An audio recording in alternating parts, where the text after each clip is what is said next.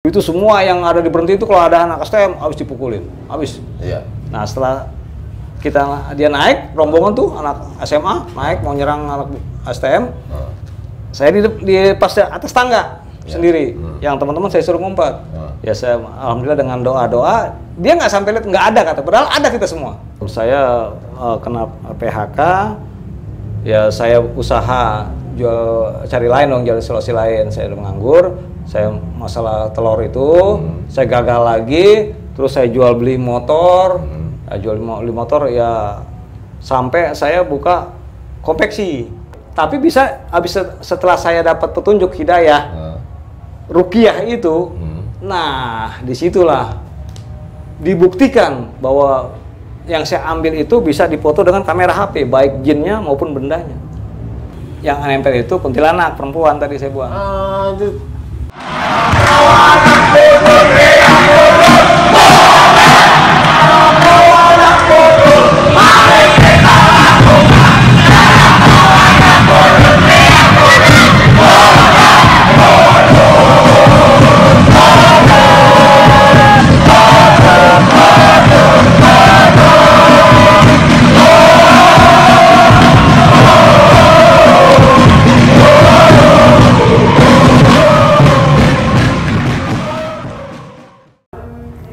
Di sini udah lama, Om? Alhamdulillah udah lama sih. Punten rokoknya. Oh, itunya bukan, itu asbaknya. Oh, asbaknya ya. Santai aja kita ngerokok. Minum ini? Bisa, silakan minum. Nggak ngopi? Saya mah nggak ngopi, walaupun ngerokok banyak tapi nggak ngopi. Bisa? Bisa dari dulu. Dari dulu sekolah nggak pernah ngopi. Ngopi sih ngopi tapi nggak sampai ngopinya nggak sampai kayak orang itu seminggu sekali. Ini yang ngerokok siapa nih? Omnya atau dalemannya nih yang ngerokok nih? Saya sendiri. Kalau saya nggak ada gitu-gituan. Nggak ada. Lain sama orang-orang yang suka minta jinggo, minta apa, kita nggak ada. Pribadi nih mah. Kesukaan saya kalau saya lagi nggak mau ngerokok. Oke, halo Budutar, kembali lagi di sini di channel YouTube I Am Budutar. Ngobrol bersama alumnus STM PGRI. 5 PGRI. 5 PGRI tahun 88. Tahun 88 dengan nama Om? Nama Rahmat. Om Rahmat tahun 88 nih. Akhirnya ketemu juga. Konten ini ada isi PGRI 5 ya. Di era Bang Yosi ya? Angkatan Bang Yosi, adik kelas Bang Yosi. Adik kelas. Dulu basisnya mana Om? Kalau bicara bukan basis ya, dulu nggak ada basis. Wilayah. Wilayah ya ini daerah Ciledug. Oh, masih Ciledug. Masuk zona mistik? Iya, mistik. Jadi area selatan ya? Iya, selatan. Anak-anak selatan dibilangnya? Iya. Oh, anak selatan. Jadi kalau sekarang basis 12. Iya. Yang mempunyai kelebihan ini malam Jumat horror night, kita ngebahas sedikit tentang nanti akan kita membahas sendiri usaha jasa ruqyah jasa ruqyah siapa yang mau ruqyah. Ini nih yang orang-orang yang dulu punya mungkin yang tekbal nah nih. Itu yang punya ilmu kebal, para pentolan yang dulu mungkin tekbal bisa dihilangkan kalau memang insya Allah. Iya, insya Allah ya kan. Atau yang masang bisa? Masang apa tuh? Masang tekbal? Oh enggak. Kita jalur yang lurus aja. Lurus, nggak ada gitu-gituan. Ya, dengan Bang Rahmat, alumnus, saya bilang alumnus tahun 88 PGRI 5. Kita ngobrol sedikit dulu nih. Ini sebenarnya udah mau masuk maghrib karena janjiannya sebenarnya nggak ada janji ya. Nggak ada janji, ya kan? Tapi emang semua karena Allah juga sih. Iya, udah mendekati maghrib, jadi mungkin Anda terdengar ada debaan ya? Ngaji-ngajian kan? Dekat maghrib. Ya, kita langsung aja. Mudah-mudahan ini nggak suara masih bisa terdengar ya obrolan kita ini. Bicara tentang masa sekolah dulu. Dulu waktu sekolah di Budut, ya kan? Taunya kayak gimana? Tahu Budut tuh dari mana, ya kan? Taunya ya dari kawan, ya kan. Habis lulus kita coba ngelamar di daftar di sana. Nah, bersama berempat kalau tidak salah di STM 5 paginya lamarnya, terus karena nggak diterima larinya ke siang. Oh, nunggu hasilnya nggak terima, udah naik langsung dah gitu kan, nungguin ada formulir 5 PGRI di situ. Ya. Nggak niat ke sebelahnya STM 1 atau? Nggak ada niat. Emang mau ngambil jurusan apa? Bangunan gedung. Oh, bangunan. Oh, 5 paginya itu rencana emang bangunan. Siangnya juga pun bangunan. Oh, gitu. Ada berapa orang dari Mistik? Dari selatan? Dari selatan kemarin waktu saya lagi lulus sekolah itu ada 4 orang. Ada teman satu yang diterima di 5 negeri. Oh, gitu. Iya. Itu era 88. Era 88 adalah era masih belum ada basisnya. Belum ada. Jadi era dibilang anak selatan, anak timur, pusat, utara itu kan. Utara. Nah, era tersebut. Nah, pada saat awal masuk gitu kan. Ini termasuk jauh ya? Jauh lumayan. Tinggalnya posisi dulu waktu di Ciledug. Di Pondok Kacang. Pondok Kacang. Nggak kebayang misalnya tahun 88 tuh Pondok Kacang ada budut PGRI. Tapi saya ikut saudara atau ngekos gitu kan, saya sendiri di tukangan. Ya masih karena saya dengar di daerah-daerah saya juga masih banyak alumni. Banyak sekali anak-anak alumni budut banyak. Iya di situ gitu. Nah, itu awal masuk ke situnya kan memang udah mau ngambil teknik aja. Iya, teknik. Tujuannya mau teknik. Dan jurusan pada STM negeri pada saat itu daerah-daerah itu cuma di pusat ya. Iya, pusat nggak ada. Iya kan, kebanyakan lari ke timur. Iya. Bonser ya. 6KR. Iya. Pembangunan. Terusnya kalaupun ada STM penerbangan. Karena kan kita bukan jobnya penerbangan. Iya, di bangunan kan? Gedung ya. Dia lebih ke perkapalan kan? Nggak ada bangunan. Jadi memang udah tujuannya ke sana itu. Nah, awal masuk ke sana gitu kan ada sesuatu yang unik nggak? Ya ada sih. Gitu kan. Kita nggak kalau udah tekad mah nggak ada niat, nggak ada istilah dibilang jauh. Jangan rokok. Iya, nggak ada dibilang jauh. Karena kalau tekad dulu kan mau setiap waktu bangunan gedung itu masuk jurusan bangunan gedung, saya mau jadi arsitek. Ya. Tapi gagal. Sama dong. Saya bangunan gedung juga. Iya, bangunan gedung juga. Bangunan gedung juga, tapi gagal. Karena nggak kuliah. Itu dia, makanya nggak kuliah. Nah, terus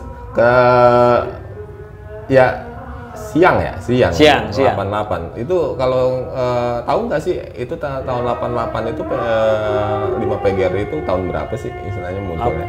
Mundur apanya tuh? Istilahnya Om termasuk angkatannya keberapa gitu atau emang udah tahun 70-an itu 5 PGRI itu udah ada? Iya, saya belum begitu ngerti masalah itu, belum begitu jelas sih. Tahu-taunya udah daftar, tahu-taunya udah ada.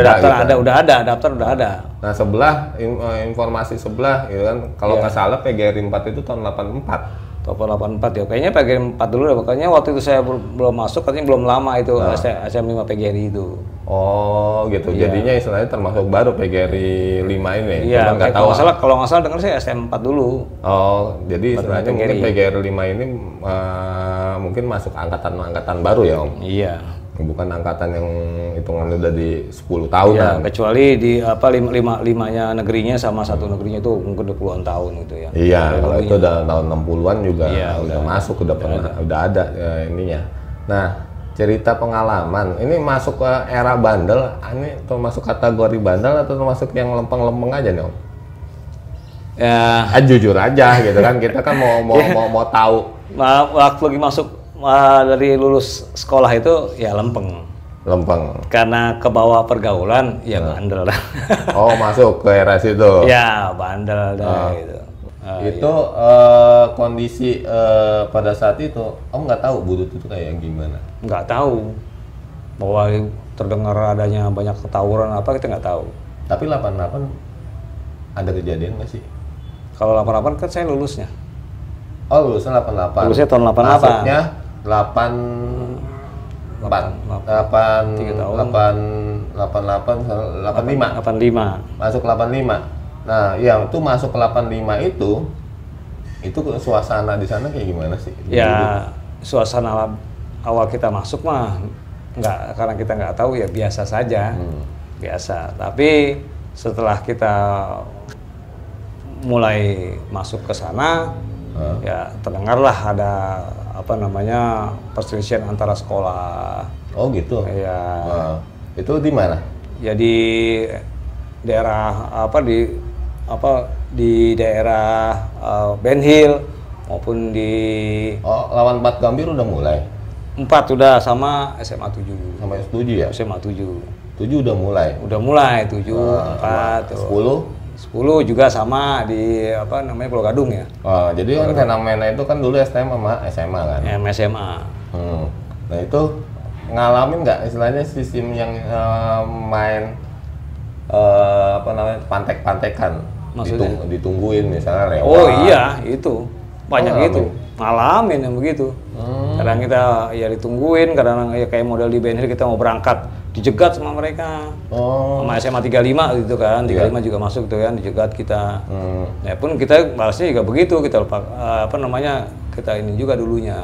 Jadi modelnya model tawuran yang emang bener-bener gerombolan atau kayak gimana? Iya, gerombolan, tapi kan sistemnya dia menjegat gitu, yang mau berangkat yang apa dia udah siap siaga, tapi kita misalkan kita ada 10 orang di bis, ya dia mungkin udah lebih dari itu gitu. Tapi ada istilahnya tawurannya itu kayak gimana sih? Apa emang istilahnya ada senjata? Senjata kebanyakan. Bawa senjata dalam artian apa nih? Barang-barang misal kayak golok atau apa? Ya macam-macam dia kadang-kadang. Udah ada. Kirain fat istilahnya tangan kosong. Enggak ada gitu. Nggak ada. Ya kita sedikit ya bawa senjata, kita lari. Nah 88 itu selatan tuh banyak nggak sih? Apa? Banyak.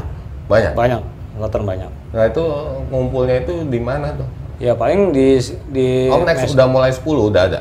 Udah di Singgalang. Singgalang Velbak. Iya, Velbak berangkat. Dulu nggak ada Singgalang kan. Kalau ngumpulnya dulu di Mestik, pulang Mestik. Nah, naiknya itu dari Singgalang. Dari Singgalang. Iya. Dulu Velbak ya? Velbak dulu. Velbak itu udah banyak. Udah banyak. Udah banyak di situ. Jadi dari mana-mana selatan yang ngumpul naiknya di. Nah, itu 12. penuh. Enggak tahu 12. Iya, habis 12. Jadi 10 kalau belum ada. 10 ada juga, kan ada 10 ke 12. Tapi di sana itu dia dari mana-mana ngumpul di situ.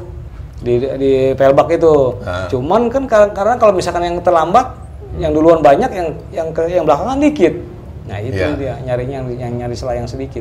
Oh gitu. Kalau yang banyak mah lewatin aja, dia juga ngeri juga. Oh, ini rombongan yang kecilnya itu dicegat. Nah, itu Om termasuk kategori sebenarnya nakal ikut-ikutan anak-anak ngebasis nggak sih? Kita istilahnya ngebasis lah. Ya kalau dulu suasananya terbawa lah ya, karena tadinya kita nggak nakal, karena masuk wilayah di sekolah di STM, ya daripada kita kena, lebih baik kita ikut gitu loh. Lebih sering bareng anak-anak berangkat pulang sekolah atau sendiri-sendiri? Wah, kita bareng lebih baik, nyari amannya bareng. Oh, lebih sering bareng? Iya. Jadi hitungannya masuk kategori basis dong? Iya, mas ya, lebih 12 bareng. Ya kalau kita bareng ya, kalau kita sendiri malah lebih bahaya kita dicegat di jalanan. Kalau rame-rame kan kita bisa ada perlawanan, kalau dia banyak, kita sedikit malah lebih repot. Oh jadi, nah tuh pengalaman yang lucu. Ada nggak waktu istilahnya ya ikut-ikut apakah dicegat atau tahu atau istilahnya terjun tawuran nyerang sekolah atau kayak gimana? Ada nggak sih? Ya ada sih pengalaman mau banyak untuk masalah itu ya kita. Yang lucu aja jangan. Yang lucu nih gini ceritanya. Yang kalau ingat ya, aja. Ingat saya waktu itu kita bukannya lagi pulang. Pulang ataupun berangkat gitu ya. Ya itu ada bis 70 bis tingkat. Dada itu dulu. Waktu saya naik dicegat lah gitu. Ya, dicegat. Ya saya di atas cuma berenam angkatan saya. Di mana tuh? Di karet? Ya sekitar situ di karet ya kan Ben Hill. Dicegat lah saya gitu. Setelah itu karena terlalu banyak, ya berhubung saya ya ada punya kelebihan. Oh, punya. Udah punya kelebihan, tapi belum dapat hidayah. Iya. Tapi udah punya kelebihan belajar waktu itu kan saya punya kelebihan. Ini belajar bela diri atau belajar Belajar, yang ya. lebih ke ini nih? Dulu tenaga dalam. Tenaga dalam dulunya belajarnya sama orang tua. Oh iya. Orang tua. Nah, mereka naik semua itu, saya lihat yang lain bis-bis yang lain itu yang dijegat itu ada anak STM habis dipukulin. Nah, giliran saya, teman kita cuma berenam. Saya bilang semua di belakang, saya di tangga sendirian. Ya, saya bilang siap. Ya, dengan alhamdulillah dengan doa-doa, dia nggak sampai niat ke atas. Udah masuk naik ke atas naik rombongan. Karena ada saya dengan doa. Oh, jadi posisi Om itu ada di atas dan 6 orang itu di atas. Bis tingkat posisi di atas. Di atas kita yang naik. Di bawah ada anak-anak juga. Nggak ada. Karena lihat, iya kita ke belakang berenam, lihat ada di sana banyak anak yang lain mau nyerang kita naik ke atas. Terus? Ya udah semua pada ngumpet di belakang. Ya kita dengan lucunya itu semua yang ada di berhenti itu kalau ada anak STM habis dipukulin, habis. Iya. Nah setelah dia naik rombongan tuh anak SMA naik mau nyerang anak STM, saya di pas atas tangga sendiri. Yang teman-teman saya suruh ngumpet. Ya saya alhamdulillah dengan doa-doa dia nggak sampai lihat nggak ada kata, padahal ada kita semua. Kosong gitu kan. Udah nggak ada. Kosong gitu. Nah itu. Oh gitu. Iya itu tuh dengan doa-doa itu yang pertama. Ilmu apa namanya? Apa namanya? Kalau ilmu halimun. Bukan ilmu halimun. Menghilangkan sesuatu, ya kan? Nah itu kan dengan izin Allah, ternyata alhamdulillah dikabulkan dengan doa. Diselamatkan. Terus gitu kan. anak-anak gimana? Ya yang lain sih nggak tahu kan kita udah bis kita lihat nggak ada orang jalan. Udah sweepingnya udah selesai jalan ya turun lagi semuanya kan banyak sekali masuk ada berapa puluh orang gitu. Oh tentunya ada yang anak-anak ikut juga masuk ke dalam anak STM lain gitu kan? Nggak ada jadi dari SMA itu masuk ke atas nggak dilihat doang nggak sampai naik ke atas. Dia bilang nggak ada turun lagi dia kita jalan yang lain mah kita udah mungkin dipukulin. Oh gitu. Kita ngelihat dari ini ya kita waspada juga. Nah ya nggak bantuin lah udah lewat ya, aja gitu. Mana berani di bawah udah ratusan orang. Oh sweepingan. Iya itu dia. Juga ada kejadian yang di mana lagi di entar dulu. Pada saat itu teman-teman bilang dong, "Wih, Rahmat, lu punya ilmu apa?" Teman-teman sekelas kan semua itu yang kita berenam tuh teman sekelas. Nah, itu gimana? Udah tahu dia. Oh, udah tahu. Udah tahu. Oh, iya. Udah lu aja Mat yang ngadepin. Itu, ya. Terus ada kejadian yang lain nggak? Ada kejadian lain ceritanya, ya kan namanya kita lagi mau pulang ke daerah Tukangan, ya kan. Anak SMA 70 dijegat kita. Iya. Kita lihat dipukulin, habis diceret dari metro, saya diinjak-injak dipukulin. Semua udah pada begini teman-teman saya. Saya juga kan kalau saya jalan siapa yang dipukulin? Ya teman-teman STM lah, kita nggak tahu kan. Orang macet, mobil stopin satu-satu kan. Oh, jadi lewatin 70 gulungan. Oh, nah, jadi CSW?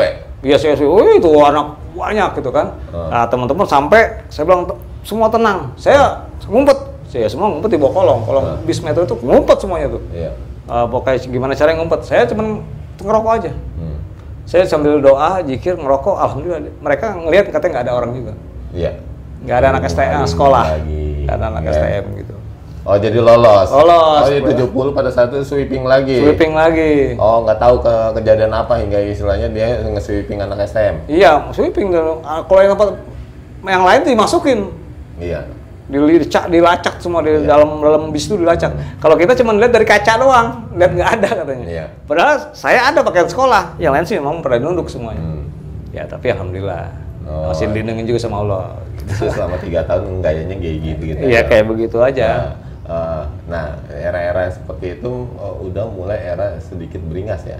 Ya beringas saya. Dengan nggak istilahnya pertawuran itu dengan udah menggunakan sajam. Wah itu udah sajam. Teman saya pernah kena ada di Ben Hill. Iya. Kalau nggak salah anak Ben Hill itu, dia anak Setiabudi ya.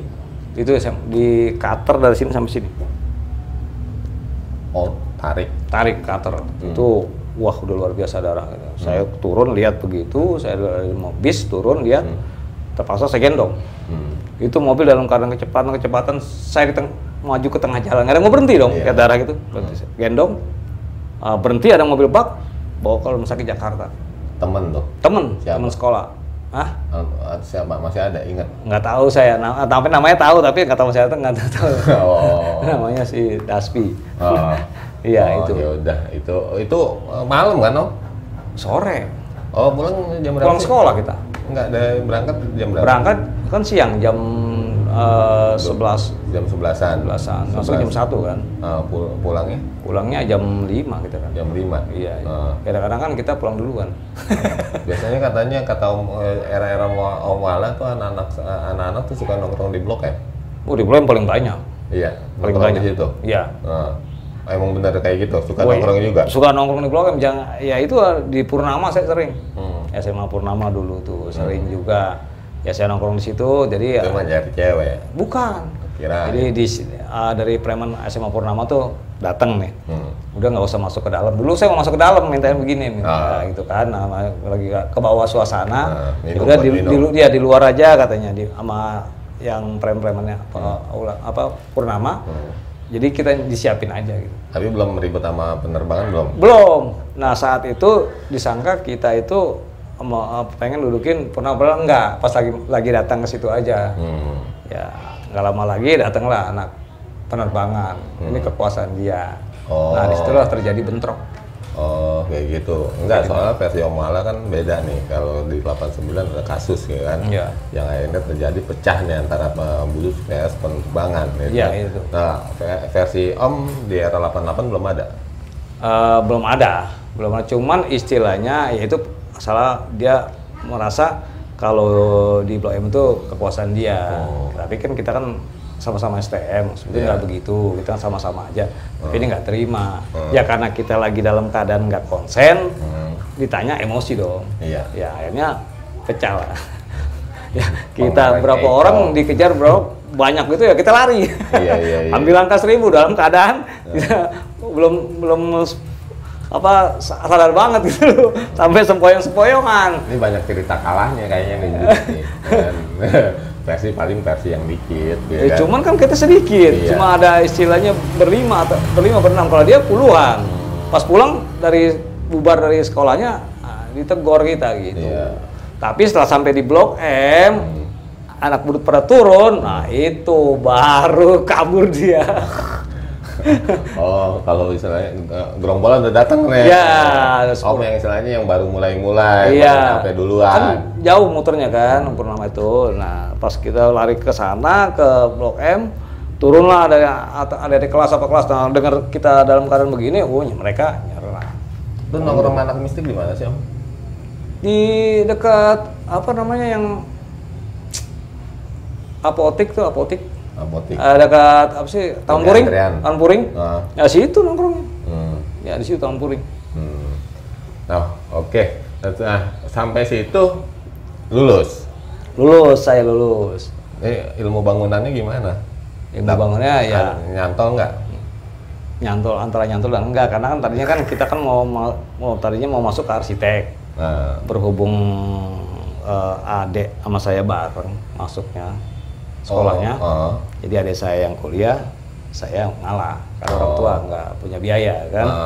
Ini telat masuk sekolah. Iya, telatnya bandelnya dari SD. Bandel. Jadi udah pernah ada nggak naik kelasnya nih? Naik kelas, bandel dari SD saya. Jadi bareng. Iya, bareng. Ya karena berhubung ada pengen kuliah ya saya udah ngalah aja. Sistemnya saya mau orang yang ngalah.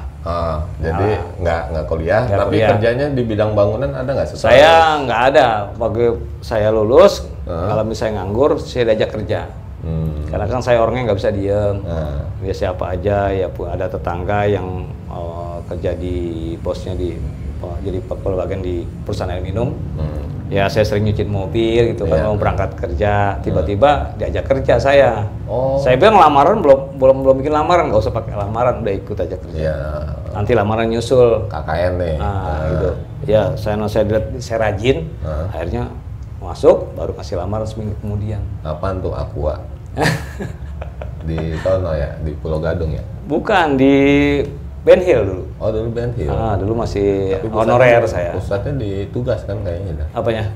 Pusatnya. Di sini di Pulau Gadung mah ituan apa namanya distributornya. Oh. Kalau untuk masalah air, kalau gudang air, kalau di sininya kantornya di Ben Hill. Oh Ben Hill. Ben Hill. Berapa lama di sana? Saya di Ben Hill 1 tahun. Nah dioper ke Rayon. Rayon di Gambir, Cideng, daerah Kebon Jahe, daerah danger juga tuh. Kebon Jahe Kober, pokoknya itu daerah danger juga itu. Tapi ya karena saya pernah ngalamin begitu, ya santai. Kalau kita lagi ke lapangan kan ada ngecek air tuh, itu udah sering dipalakin.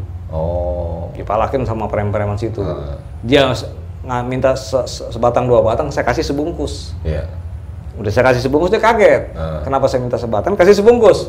Saya bilang saya sama-sama juga dulunya pernah begini, pernah ngalamin seperti ini. Ya saya sebetulnya nggak takut sama situ, saya bilang gitu. Cuma ya saya ngerti juga, saya juga pernah ngalamin seperti ini. Nah setelah besok kemudiannya, bukannya saya ngasih, malah dia yang ngasih ke saya. Kebalik. Nah itu. Oh ada istilah benar kayak gini. Jangan membuat sesuatu jikalau kita dianiaya, jangan balik dengan membuat sesuatu yang aniaya juga. Betul. Kita baikin. Itu feedbacknya akan terasa. Berapa kali saya ngalamin seperti itu? Berapa kali itu ngalamin seperti itu? Saya minum. Nah, lanjut aja Om, cerita aja. Saya lagi minum nih. Terus apa lagi? Ini masih satu perusahaan. Apanya?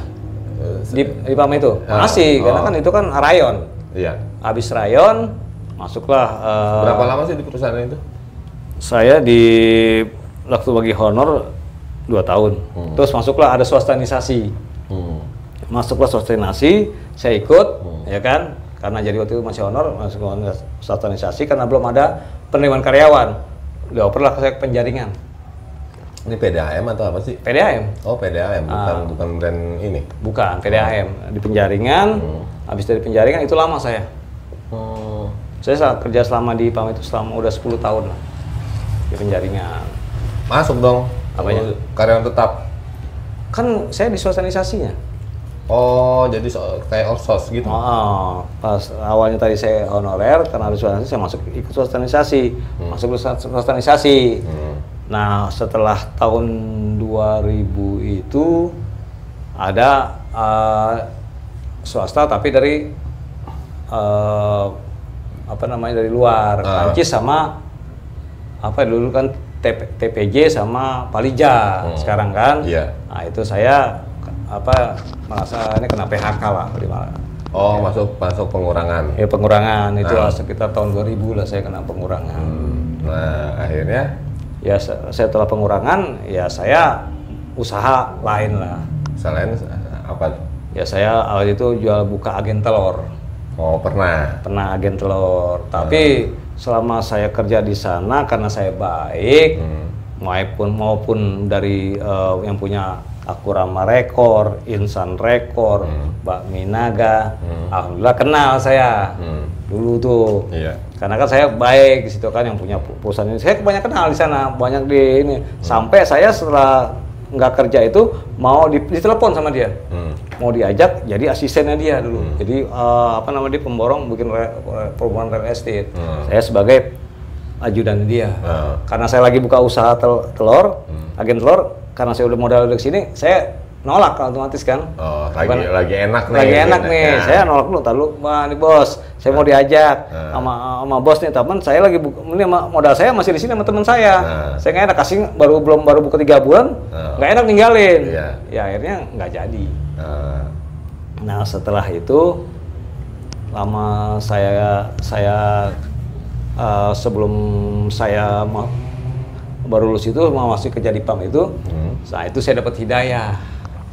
Apa tuh hidayah? Hidayahnya dari segi mimpi. Mimpi didatangin sesuatu.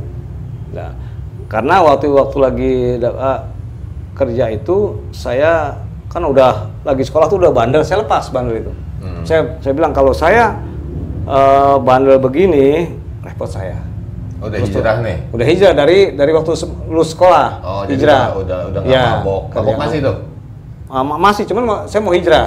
Ya, saya kerja, ketemu lagi waktu lagi kerja itu. Kerja lagi, ketemu lagi sama orang-orang seperti itu. Di PAM itu kan.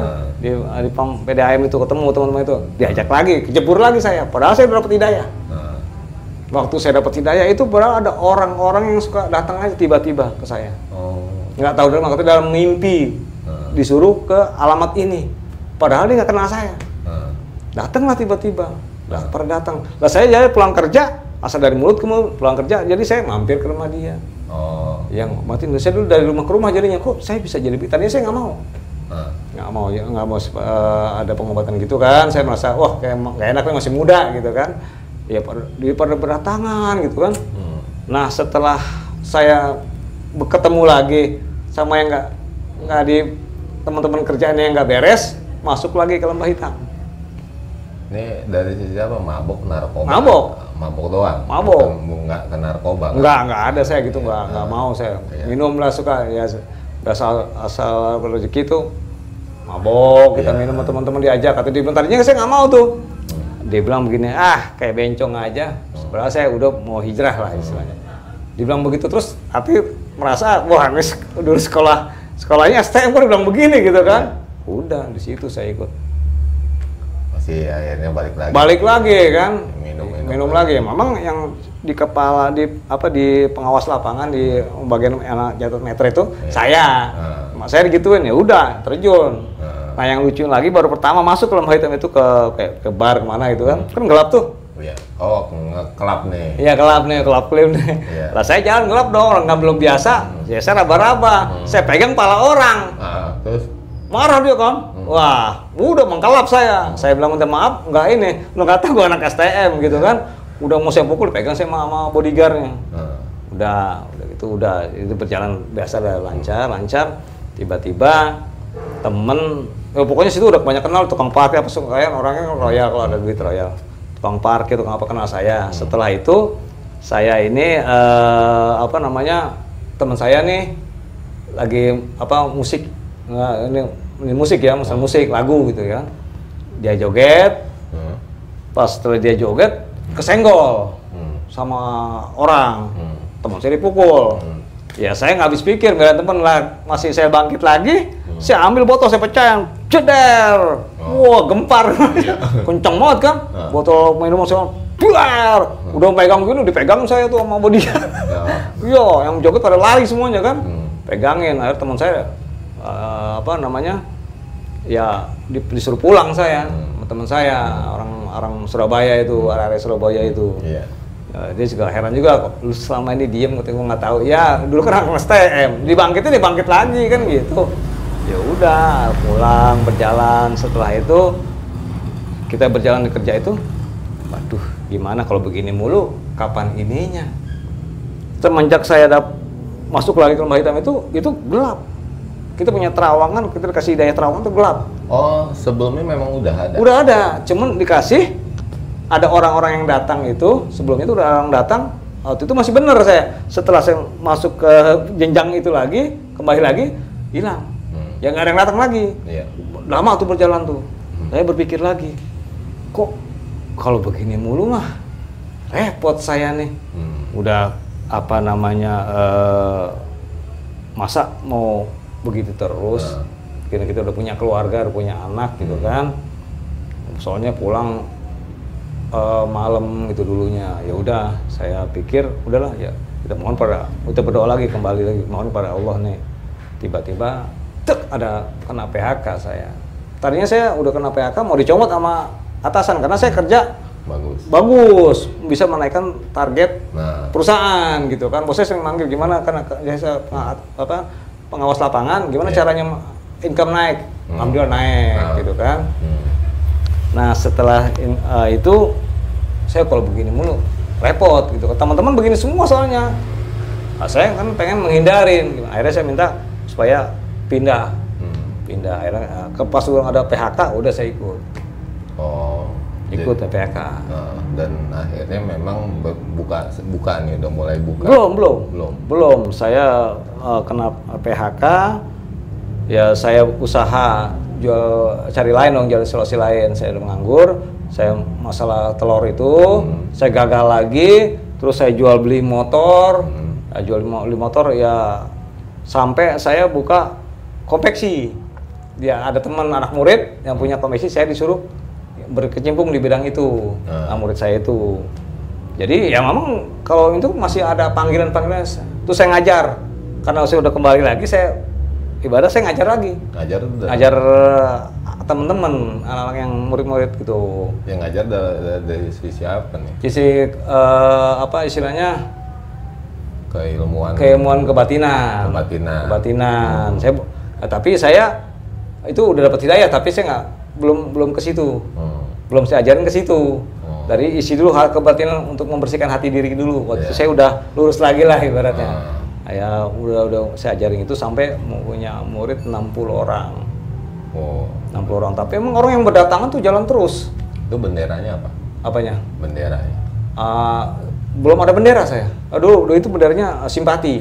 Oh, simpati. Dapat mimpi itu simpati. Awalnya tuh simpati, dapat mimpi itu semua buka pengobatannya. Simpati itu saya memikir apa? Itu simpati. berbentuk sebuah perguruan atau sebuah istilahnya perguruan silat. Iya, silat. Lebih ke silat. Nah, itu dasar silatnya itu dari mana? Ya, itu kan dari orang tua. Oh. Jadi tenaga dalam kan? Silatnya tenaga dalam. Jadi pas setelah orang tua buka, orang tua dulu apaan? Perguruan apaan? Dulu perguruannya namanya Trijaya. Trijaya. Ya, terus dia bapak keluar, terus buka perguruan namanya Simpati. Oh, orang tua udah nama perguruan Simpati. Masih Trijaya. Terus keluar, saya dapat hidayah, disuruh buka perguruan namanya perguruan Simpati. Oh, tapi rentetannya istilahnya ilmunya dari Trijaya. Trijaya, dari ilmu dalamnya. Trijaya, ya kan? Silatnya itu dari Trijaya. Kalau silat, kalau pencak silat saya dari Beksi. Oh, Beksi. Beksi dulu belajarnya. Sama sini Kong Asbulo. Iya, betul. Ya dekat petukangan. Iya. Kan? Haji Asbulo, iya. Kong Haji Asbulo. Iya, kan saya dulu tinggal di Tukangan. Oh, iya. Jadi ini ada cikal bakal ininya ada silatnya itu dari Haji Asbulo. Kong Haji. Kong Haji. Iya. Oh, gitu. Tapi dari sisi kebatinannya dari Bapak. Dari perguruan Trijaya. Nah, Bapak keluar mau istilahnya mengundurkan diri. Terus saya dapat hidayah. Disuruh buka namanya perguruan Simpati. Belum ada kartu Simpati loh. Iya. Belum ada itu. Saya kaji-kaji Simpati apa artinya, kan ada arti ada maksudnya. Saya pas kaji lagi dapat mimpi, saya minta mohon petunjuk dalam arti Simpati itu. Saya lihat, oh iya ada petunjuk, bacanya sabar, ikhlas menjalankan perintah Allah tiap insan. Wah, benar juga nih, ya kan? Saya belum buka pengobatan tuh itu, masih dipanggil orang. Dapat hidayah itu masih orang pada suka datang ke rumah atau nggak saya dipanggil ke rumahnya gitu kan. Saya kalau Bapak dipanggil juga, saya ngikut Bapak aja tuh. Yang Bapak yang pengusaha apa saya ikut Bapak. Yang pernasan kenapa saya ngikut, karena saya melihat terawangan itu, oh ada benda ini di rumah ini, ada masalah ini nih gitu kan. Saya yang terawang, Bapak nggak bisa. Karena Bapak kan kebatinan tenaga dalam doang. Saya dapat hidayah, jadi saya yang terawang. Bapak yang ini gitu. Oh. Nah, itu pertama kali mendapat istilahnya bahasanya kayak gini ya, terbukanya indera keenam. Ini kita bicara terbukanya indera keenam, ya kan? Kita kan banyak manusia itu sebenarnya kan kita itu melihat dari sisi lahiriah, ya kan? Ada segelintir orang yang bisa terbuka indera keenamnya, akhirnya dia bisa melihat dari sisi batinnya. Kita melihat yang normalnya kita ngelihat alam nyata. Sedangkan yang orang yang terbuka ke indera keenamnya, dia bisa melihat alam gaib. Nah, itu kapan? Itu sejak kecil. Kalau melihat alam gaib itu sejak kecil. Jadi kalau ini ada genetik dong. Ya ada genetik pasti ada. Keturunan. Tapi bapak saya nggak bisa. Tapi kan mungkin ada genetik dari keturunan dari kakek saya. Nah, diurut-urut larinya kemana tuh? Ya kakek saya itu. Iya, biasanya kan kalau orang kayak gitu, kayak Om ini bisa istilahnya, gue tatonya larinya ngurut nih silsilah. Iya. Maksudnya larinya kemana? Pernah nggak? Saya nggak pernah sih Ya, saya. misalnya ternyata larinya ke Cirebon, misalnya larinya Oh ke nggak ada saya. Jadi saya itu tiba-tiba dapat hidayah. Saya kan, saya bilang saya pernah masuk lembah hitam itu, setelah itu saya mau hijrah. Saya mau tobat, ya saya jikir, ngaji, ya kan, saya sholat, saya ini puasa itu kan. Nah tiba-tiba datanglah hidayah itu. Nah, penerawangan dari sisi keterbukaannya Indra Keenam itu SD. Ya, Udah dari SD udah mulai, dari kecil udah melihat istilahnya alam gaib. Alam gaib. Nah. Misalnya pocong tuh. Oh iya, udah nyata. Udah nyata, udah melihat. Nah, dan orang tua istilahnya nggak mau nutup, udah biarin aja. Nggak mau nutup, karena waktu itu saya masa sering teriak, sering apa, tapi setelah itu diam lagi, nggak kayak orang sakit apa, saya nggak, alhamdulillah itu doang. Jadi kalau misalnya kalau saya pernah dapat informasi kan ya sedikit mengerti, paham tentang itu, ini larinya ke ilmu laduni dong. Iya, laduni betul. Itu karena jatuh-jatuhnya ke saya ke situ karena dapat hidayah. Bawaan. Jadi bukan bawaan. dari sisi belajar secara enggak. setelah dewasa akhirnya menemukan itu. Enggak. Kalau itu kan memang ilmu dalam ya. Emang berarti kan ilmu dalam doang kan. Nah, dia olahraga, olah rasa, olah jiwa itu. Kalau bicara tentang penerawangan, nah kita balik nih ke sekolah, ya kan? Pada saat di sekolah, kan sore nih, Iya. ya kan? Kita nggak tahu nih, 5 biasanya kan paling angker tuh di 1 yang akhirnya. Cuma waktu lagi saya di sekolah itu pernah ngeliat sesuatu yang istilahnya di situ ada penunggu-penunggunya nggak? ya begini, waktu kan udah dewasa tuh saya belum dapat hidayah dong sekolah. Belum. Oh, tertutup. Masih tertutup. Dari kecil pas sekolah itu kan masuk ke, saya suka nggak bandel, saya nakal, ketutup.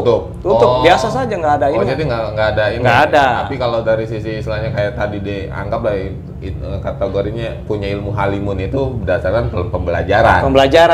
Dengan istilahnya zikir dan kebatinan. Oh, dari sisi yang lain kan silat belum nih kan? Silat udah, lagi udah sekolah ada. itu udah silat, udah kayak model beksi itu. Nah, itu saya pernah, udah dari sekolah udah belajar saya. Oke. Sekarang pada saat Om merasakan istilahnya, anggaplah orang kan di sini mungkin ada yang bisa tapi nggak pede, Ya, ya kan? Dalam hal ini punya kelebihan tanpa sadar, gitu kan? Taunya misalnya, wah ini masuk angin, udah sini gue elus, padahal ngelus-ngelus biasa, ya kan? Atau misalnya bisa nih, atau iseng, gitu kan? Terus taunya anginnya keluar, ya kan? Kan, wah lu ini juga nih, manjur juga nih, gitu kan? Nah, pada saat itu terasa kita punya sesuatu yang bisa tanda kutip punya kelebihan menyembuhkan dari Allah ya istilahnya, tapi dari Allah. Kita mempunyai syariat itu kapan? Yang akhirnya gue pede nih. Oh, jadi setelah saya pasien datang ya kan? Setelah saya dapat hidayah, mimpi-mimpi itu petunjuk, ya kan saya belum bisa ruqyah nih waktu itu. Itu era tahun berapa tuh atau istilahnya Tahun STM 91. Oh, itu saya dapat hidayahnya. Setelah sekolah lulus kerja, ya kan dapat hidayah. Saya belum kena di kerja itu, belum kena masuk lagi ke ini, kena nakal lagi belum. Masih saya tekun tuh, ya dapat hidayah, tekun. Tiba-tiba seminggu kemudian orang datang dari Priok. Ya kan, anaknya itu bisu. Pasien pertama nih. Pertama kali bisu. Dan nggak tahu istilahnya. Saya nggak tahu bagaimana, saya nggak tahu. Katanya ada orang sudah datang, katanya lu yang bisa. Nah, kayak gitu. Mimpi bisu katanya kan, anaknya bisu. Saya bingung, saya mau bagaimana? Lah, kenal juga ya enggak. Karena saya suruh pulang dong. Nanti datang lagi, saya bilang gitu. Ya malam-malam saya berdoa, tidur mimpi lagi. Karena ada amanah. Coba kerjain, mimpi suruh bikinin air, ya suruh bikin air, saya baca ayat ini, suruh baca ini saya bikinin. Selama 3 kali dia berdatang gitu kan, mimpi. Pas ketiga kalinya, udah sebulan lah ya, berarti kan minggu depannya kan udah selesai. Anaknya itu bisa ngomong. Walau saya juga kaget. Saya mau berangkat kerja, saya masih kerja waktu itu. Saya berangkat kerja, tiba-tiba itu ibu nyium kaki saya bilang, saya bukan Tuhan, saya bukan Allah. Saya hanya perantara, yang menyembuhkan semua Allah, bukan kita. Itu, si anak itu usia 7 tahun. Oh iya. 7 tahun waktu itu, ya kan? Ya jadi bingung, dari kecil bisu, terus 7 tahun kan, sama itu pas ada pengobatan itu bisa gini. Saya juga nggak tahu, bingung saya yang ngobatin, yang gimana ngasih air tuh bingung bagaimana. Iya. Cuma saya dapat tunjuk, suruh bacain, udah saya minumin, saya kasih sama 3 kali itu bisa bicara. Nah itu ya banyak, kalau dulu waktu lagi saya mendapat hidayah itu banyak pengobatan ekstrim yang di luar nalar saya. Dalam hal ini? Ya dalam orang-orang sakit gitu loh. Misalkan dia kadang asmanya kronis ya. Ya saya karena udah tahu cara ngasih dibikin airnya itu, saya bikin kasih air. Cuman saya tunjuk itu ada di kebun, ada pohon, ambil aja tiga lembar. Untuk apa Pak? Yang mana?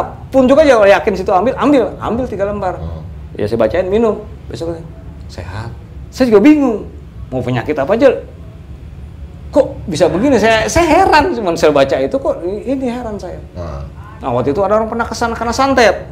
Iya kan? Ini setelah fase istilahnya yang bisu itu, si anak. Iya itu kan udah mulai itu, udah dari mulut ke mulut itu orang datang. Saya juga bingung kan, dari teman apa. Saya nggak pernah mau ngebuka. Kalau dulu saya tuh punya kelebihan, nggak pernah pamer lah. Sampai di mana-mana ke teman gitu, ada yang begini, saya biarin aja. Masa bodoh saya. Kalau alam gaib dia saya, kecuali yang ketemu sama saya, ada urusan dengan saya, baru saya gempur atau saya usir gitu. Nah pengalaman yang akhirnya bertemu dengan sosok astral, gaya banget sosok astral, kan? Makhluk gaib itu kapan? Itu yang dari bukan, ini bicara bukan dari waktu SD, setelah ini kan kalau saya ngambil sedikit kesimpulan kan di eranya setelah masuk dunia kerja itu ada pasien pertama dengan petunjuk istilahnya yang bisu, ya kan, akhirnya beruntutan nih. Kalau beruntutan kayaknya kalau ngelihat dari cerita itu adalah banyak orang yang tertuntun untuk datang ke sini. Iya. Dan biasanya lebih condong tidak terlalu lebih ke penyakit jasmani ya. Ya kan, belum masuk ke dunia penyakit yang lebih serangan ya, misalnya santet atau apa. Belum. Nah, itu di yang akhirnya kalau bicara tentang santet, tentang bahasanya ruqyah, kan akhirnya kita berhadapan dengan gaib. Baik itu gaib dari sisi gaib tanpa sengaja masuk atau serangan dari luar. Nah, pasien pertama yang masalah ada serangan dari luar gitu ya. Iya, yang kita taunya nih anjrit nih, ya kan? Oh iya, pernah itu saya.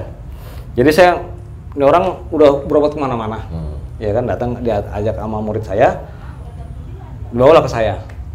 Karena serangan gaib nih dia, udah bawa ke daerah ke mana-mana gitu kan, di Sumatera nih, ada dibilang di Pulau Jawa, di daerah Kulon katanya. Ya saya kan lumayan dulu masih di Pondok Kacang gitu. Setelah itu dia datang lah sama saya. Dia udah pasrah lah, dia udah kemana-mana nggak ada hasilnya ya. Saya bilang semua itu lillahi ta'ala. Saya emang nggak bisa apa-apa. Yang menyembuhkan Allah, saya bilang gitu. Walaupun ya kan kita manusia nggak boleh takabur. Kita hanya syariat, Allah hakikatnya Allah semuanya kan. Ya kita kasih air. Udah kasih air, sebetulnya ada apa penyakit saya di badan saya nih gini. Udah kasih air, enak kan tuh. Saya usap dong dadanya. Bismillah. Kalau Bapak mau bukti gambar keris merah. Tapi sebelumnya Om udah ngecek? Udah ngecek bahwa ini ternyata nih ada. Karena kan kena bikin kena gangguan. Ya dari kita nggak boleh seuzon ya. Yang penting kita ngobatin ya kan. Kena gangguan serangan ya udah saya usap keris, gambar keris. Saya ambil dong. Saya ambil dengan tangan, masukin ke botol. Fisik, ya masuk ke botol. Udah, saya belum bisa waktu itu belum bisa moto gaib itu belum. Masuk ke botol. Alhamdulillah sehat. Tapi dalam kondisi keris itu gaib. Kerisnya gaib. Bukan yang bukan yang wujud. Ya sepengetahuan saya, kalau misalkan masalah begitu, misalkan orang nih kena santet, ada santet, kena pelet, kena apa, yang ambil semuanya itu gaibnya, bukan bendanya kalau saya. Nah itu ada ya nggak tahu ya, totohnya ujung-ujungnya ya saya belum pernah lihat. Iya. Tapi kalau misalnya saya mungkin di YouTube atau apa, totohnya dapat terus. Wih, paku, fisik. Maaf ya, kalau saya mengalami ini belum pernah. Ya versi Om ya. Iya, kalau saya belum pernah, tapi alhamdulillah orang itu dengan izin Allah sembuh. Tapi yang Om ambil memang ada benda. Ada, Tapi gaib. goib. Tapi bisa habis setelah saya dapat petunjuk hidayah, ruqyah itu, nah disitulah dibuktikan bahwa yang saya ambil itu bisa dipoto dengan kamera HP, baik jinnya maupun bendanya. Tapi bukan berbentuk fisik. Bukan, gaib, berbentuk gaib. Jadi yang saya pikiran, yang saya masih mungkin nalar awam, gitu kan.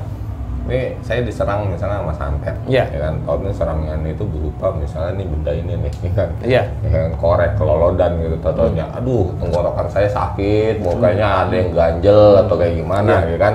Totalnya memang misalnya nanti akhirnya ketemu seseorang orang pinter lah, ya kan. Baik itu kita sebut apalah, ya kan. Iya. Paranormal, dukun atau kayak gimana. Akhirnya dikeluarin nih, klek. Ini berbentuk kayak gini nih, gitu kan. Yang biasanya, ya kan? Ya kan? Ya. Nah, itu kalau Om yang tadi Om lihat, enggak. Ini gue udah Gaib. ambil nih. Tapi bisa dibuktikan nyata dengan kamera HP. Om masukin ke dalam Botol. ini nih, ke dalam botol. Tapi kondisinya, gitu kan, kosong kayak Kosong. gini. Dipoto kelihatan bendanya. Oh gitu. Jadi gini, Kalau kalau yang kayak gini fisik yang itu bener nggak sih Om? tunggu dulu, kita itu kan nafsi-nafsi ya. Iya. Yang biasanya ini benda ini nyata. Ini nyata nih ya. Bisa nggak masuk ke alam gaib?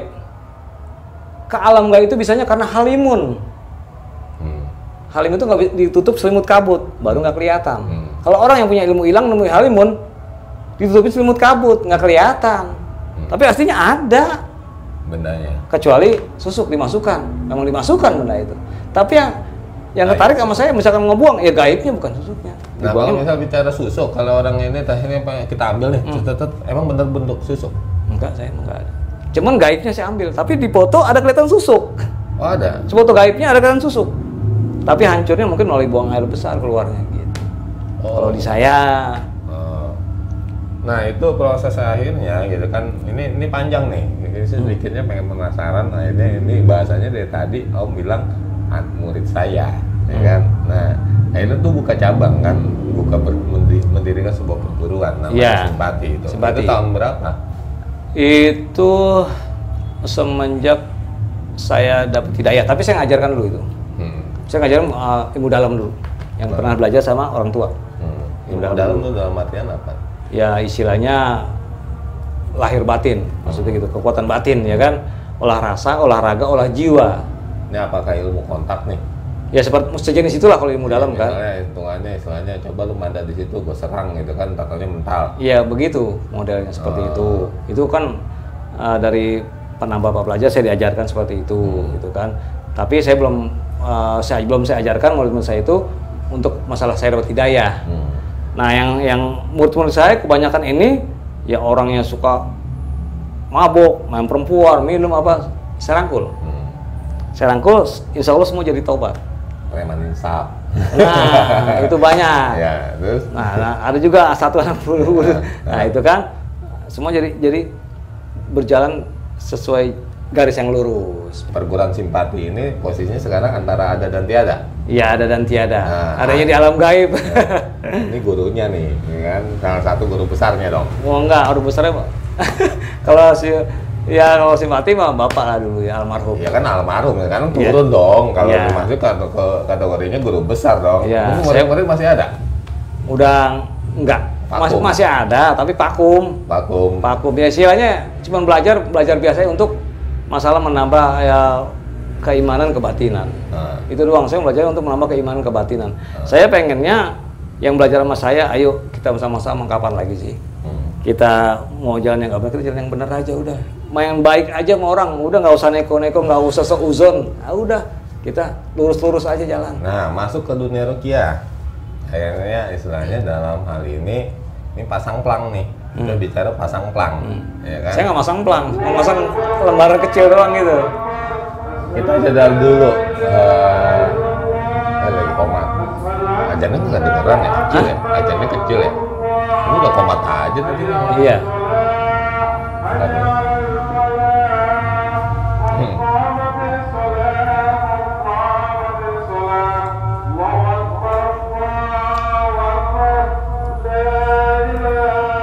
lagi rokok dulu nih, rokok saya habis tuh. Ini penuh. Bisa nggak? Ini sok aja, ya kan? Mobil lagi tahan Iya, lama. enak tuh. Ya itulah perjalanan saya hidayah itu. Saya bisa ruqyah itu perjalanan hidayah saya. Enggak, cerita tentang sambil ngerokok aja Om. Cerita tentang akhirnya ya ini kan ini proses pengalaman ya. Akhirnya Om lebih lari dari sisi pengobatan, ya kan? Karena saya pelajarin, kalau saya analisa gini, Om sebenarnya termasuk seorang guru besar di sebuah perguruan yang urutannya itu keturunan dari bapak, namanya perguruan simpati. Di perguruan simpati itu ternyata istilahnya sedikit vakum nih, gitu kan? Murid ada dan tiada. Iya. Jadi akhirnya mungkin lebih nggak lari ke silat, olahraga kan. Silat itu kan lebih ke olahraga. Kebatinan atau silat fisik. Yang akhirnya di dalam perguruan itu ternyata Om ini memiliki sebuah kelebihan dari sisi pengobatan. Iya. Nah, ujung-ujungnya akhirnya menjadi sebuah pintu rezeki, pembuka rezeki ya. Kita nggak enak nih kalau bicara istilahnya di sini disebut ladang rezeki. Iya, memang kan awalnya gini. Saya kan saya mau pengen jadi pengusaha. Ya usaha kecil-kecilan gitu kan. Atau nggak kerja gitu kan. Ternyata kok larinya ke situ, banyak orang yang berdatangan terus gitu loh. Saya nggak buka pelang, nggak buka apa, orang berdatangan terus. Gimana nih? Tiba-tiba saya, wah udah inisiatif, emang mungkin saya di jalannya Allah oleh begini. Ya udah saya jalanin, ya udah saya terima aja jadinya gitu. Ya biar orang tahu, oh ini di sekitar sini saya bukanya. Jadi orang datang langsung ke, ya saya buka sewa tempat kecil ini biar orang tahu posko aja. Biasanya kan kalau ke rumah kan saya gini, kalau misalkan orang nangani kena santet di rumah, nyaranya ke rumah. Iya. Nah itu dia, akhirnya kita buka di sini. Oh, disebut jadi pemikiran Om, gue harus punya tempat. Gue harus punya tempat yang steril dari keluarga. Iya. Jadi kalau memang yang saya tahu, saya dulu punya saudara juga, ya kan, saudara yang emang punya sedikit kelebihan, jelek tuh dua orang. Dia habis nyembuhin orang, istilahnya habis ngobatin temennya atau kayak gimana, ujung-ujungnya dia sakit. Enggak, dia pinter. Pulangnya itu ada di rumah saya. Nah, itu ngebawain. Ya sama aja kan, dia nyerangnya ke rumah saya. Ini akal-akalan doang nih kan. Iya. Kan? Ya kan jedanya kan berapa lama diincer kan? Itu yang saya tahu kan istilahnya pada saat kita nyerang balik atau misalnya kita ini dibersihin, ini nolak nih. Iya. Wah, dari sisi yang lainnya yang belum kena ini nyerang. Iya, akhirnya ujung-ujungnya kan yang diserang kan orang yang ngobatin ya. Iya pasti. Gitu kan? Dia pinter, kagak pulang ke rumahnya, mampir ke rumah saya, untung aja kan. Tapi ya kan? terasa. Kalau saya kan kagak bisa apa-apa Om. Saya pengen tembus pandang, kebanyakan nonton bokep kali ini, jadi kotor. Nah, itulah yang akhirnya apa sih yang disebut ya, saya ngeliat di sini tadi lewat ruqyah atau namanya apa sih? Ruqyah simpati aulia. Simpati aulia. Oh, jadi simpati itu masih ada bahasa ininya. Ya, saya masih sambung. Nah, perguruan sama sambung dengan pengobatan. Sebelum buka pengobatan, ya kan karena banyak orang berdatangan, aduh saya bingung nih ke rumah, saya kan nolak juga kasihan. Ya kan, orang Pak tolong Pak, sampai nangis gitu kan, akhirnya saya tolak. Sampai saya pernah puasa sampai sahur di rumah gitu kan. Orang tamu datang saya bilang, aduh saya nggak mau, saya bilang ini udah mau puasa gitu, saya capek. Tapi namanya naluri saya pengen menolong orang, ya saya bantu gitu kan. Tapi setelah itu saya gimana ya kalau di rumah begini, pasti selalu ke saya. Ngomong sering anak saya sering ini itu kan, mimpi atau lihat apa sesuatu jadinya gitu kan. Oh, anak udah bisa. Bukan ini bisa kecil yang kecil tuh. Tapi dia kaget ngelihat sesuatu yang nyerang ke rumah gitu loh. Nah akhirnya punya inisiatif, saya buka, adalah saya sewa tempat aja deh buat kalau orang yang datang gitu kan. Ya saya buka, jadi kalau misalkan mau pengobatan ya di ini aja. Saya pengobatan cuma media air sama garam. Air sama garam. Sama garam doang. Oh ini di sini ini udah berapa lama ya? Ini termasuk Saya mau pindah-pindah karena kan saya ngontrak. Oh gitu. Iya, ntar pindah ke sana, ada 4 kali pindah saya. Oh ini udah berapa lama di sini? Di sini mau baru 2 bulan. Baru 2 bulan. Di situ di depan tuh 1 tahun setengah di apa namanya merenggang tempat tingkat itu 5 tahun. Oh, tapi masih wilayah sini aja. Wilayah sini, gitu, wilayah sini. Nah, itu bicara ruqyah, itu definisi ruqyah itu apa sih? Ya ruqyah itu ada yang kalau kita ini saya ini ruqyahnya membuang gaib yang ada di badan. Dalam hal ini apa gitu kan? Ya misalkan orang nih. Biasanya kalau misal pasien itu selain misalnya kena santet tuh apa aja sih? Ya bukan ada juga kena santet, kena pelet, guna-guna, apa namanya. Jadi gini, gaib itu bukan masalahnya kena santet, kena pelet doang, bukan. Yang datang, yang baik datangnya dari Allah, yang tidak baik dari jin setan. Misalkan kita suka minum-minum, itu ada setan di dalam. Karena yang ngajak, karena saya teman saya nih udah parah ya, datang ke saya, gua nggak pernah ketinggalan setiap hari, ya kan? Saya foto dong langsung pakai HP saya. Saya kan punya dapat hidayah juga, bisa membuka HP, bisa melihatkan gaib. Saya foto langsung. Besoknya ada jin taringnya panjang, ininya kupingnya panjang ke atas, lidahnya menjulur, sadar dia, sampai sekarang ogah. Udah langsung apa namanya langsung kapok untuk mabok. Kapok net gitu. Iya, itu begitu. Tapi sebelumnya dalam hal ini misalnya nih saya nih pemabok berat. Ya kan? Kan candu. Iya. Candu kan secara lahiriah itu cuman sebatas karena sugesti keinginan dari kita. Betul. Ya kan? Udah biasanya misalnya ngopi, misalnya minum ya gua nggak enak nih kalau nggak minum. Iya. Nah, kan kita nggak tahu. Lah ini kan lahiriah secara lahiriah doang. Iya, betul. Kecanduan karena di dalamnya misalnya alkohol itu membuat suatu kayak nikotin, kecanduan. Kayak ibarat kata rokok. Nah, Om tahu bahwa itu dia itu ternyata kita terawang. Om bisa menerawang ternyata itu lu nih ada yang nempel nih namanya jin mabok misalnya betul, gitu. Betul, jin mabok. Jin mabok. Jadi waktu dia bilang, masa sih katanya? Ya saya foto langsung nih. Situ lagi minum, saya foto langsung. Itu nampaknya di sebelah, di kupingnya di kiri kanan, itu begitu. Nih lucu nih. Itu nyata. Orangnya masih ada. Ada jin ecom. Orangnya masih ada. Makanya saya kan. Tapi benar pada saat itu Om lihat itu ada orang, ada jin. Ada, saya kalau nggak saya lihat ngapain saya foto. Oh gitu. Iya. Itu biasanya berapa sih, 1-2 orang atau istilahnya yang itu yang ya, ini kita kategori kecanduan nih, yang istilahnya levelnya udah ujung-ujungnya emang benar-benar harus mabok tiap hari, ya kan?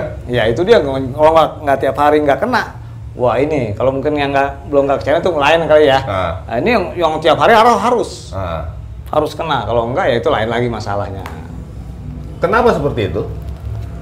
Ya yang saya buktikan itu ada bisikan. Ya istilahnya dalam hal ini kita juga nggak tahu sama halnya dong. Kalau misalnya saya bisa bicara ini candu rokok, saya mungkin ada jin rokok nih, nih kan? Atau dalam hal ini selama istilahnya si rokok ini bukan menjadikan sesuatu yang buat mudorot dalam kategori ya, mudorot itu dalam kategori istilahnya benar-benar ya, walaupun istilahnya ada yang bilang haram, ada yang bilang makruh, ada yang istilahnya apalah gitu kan.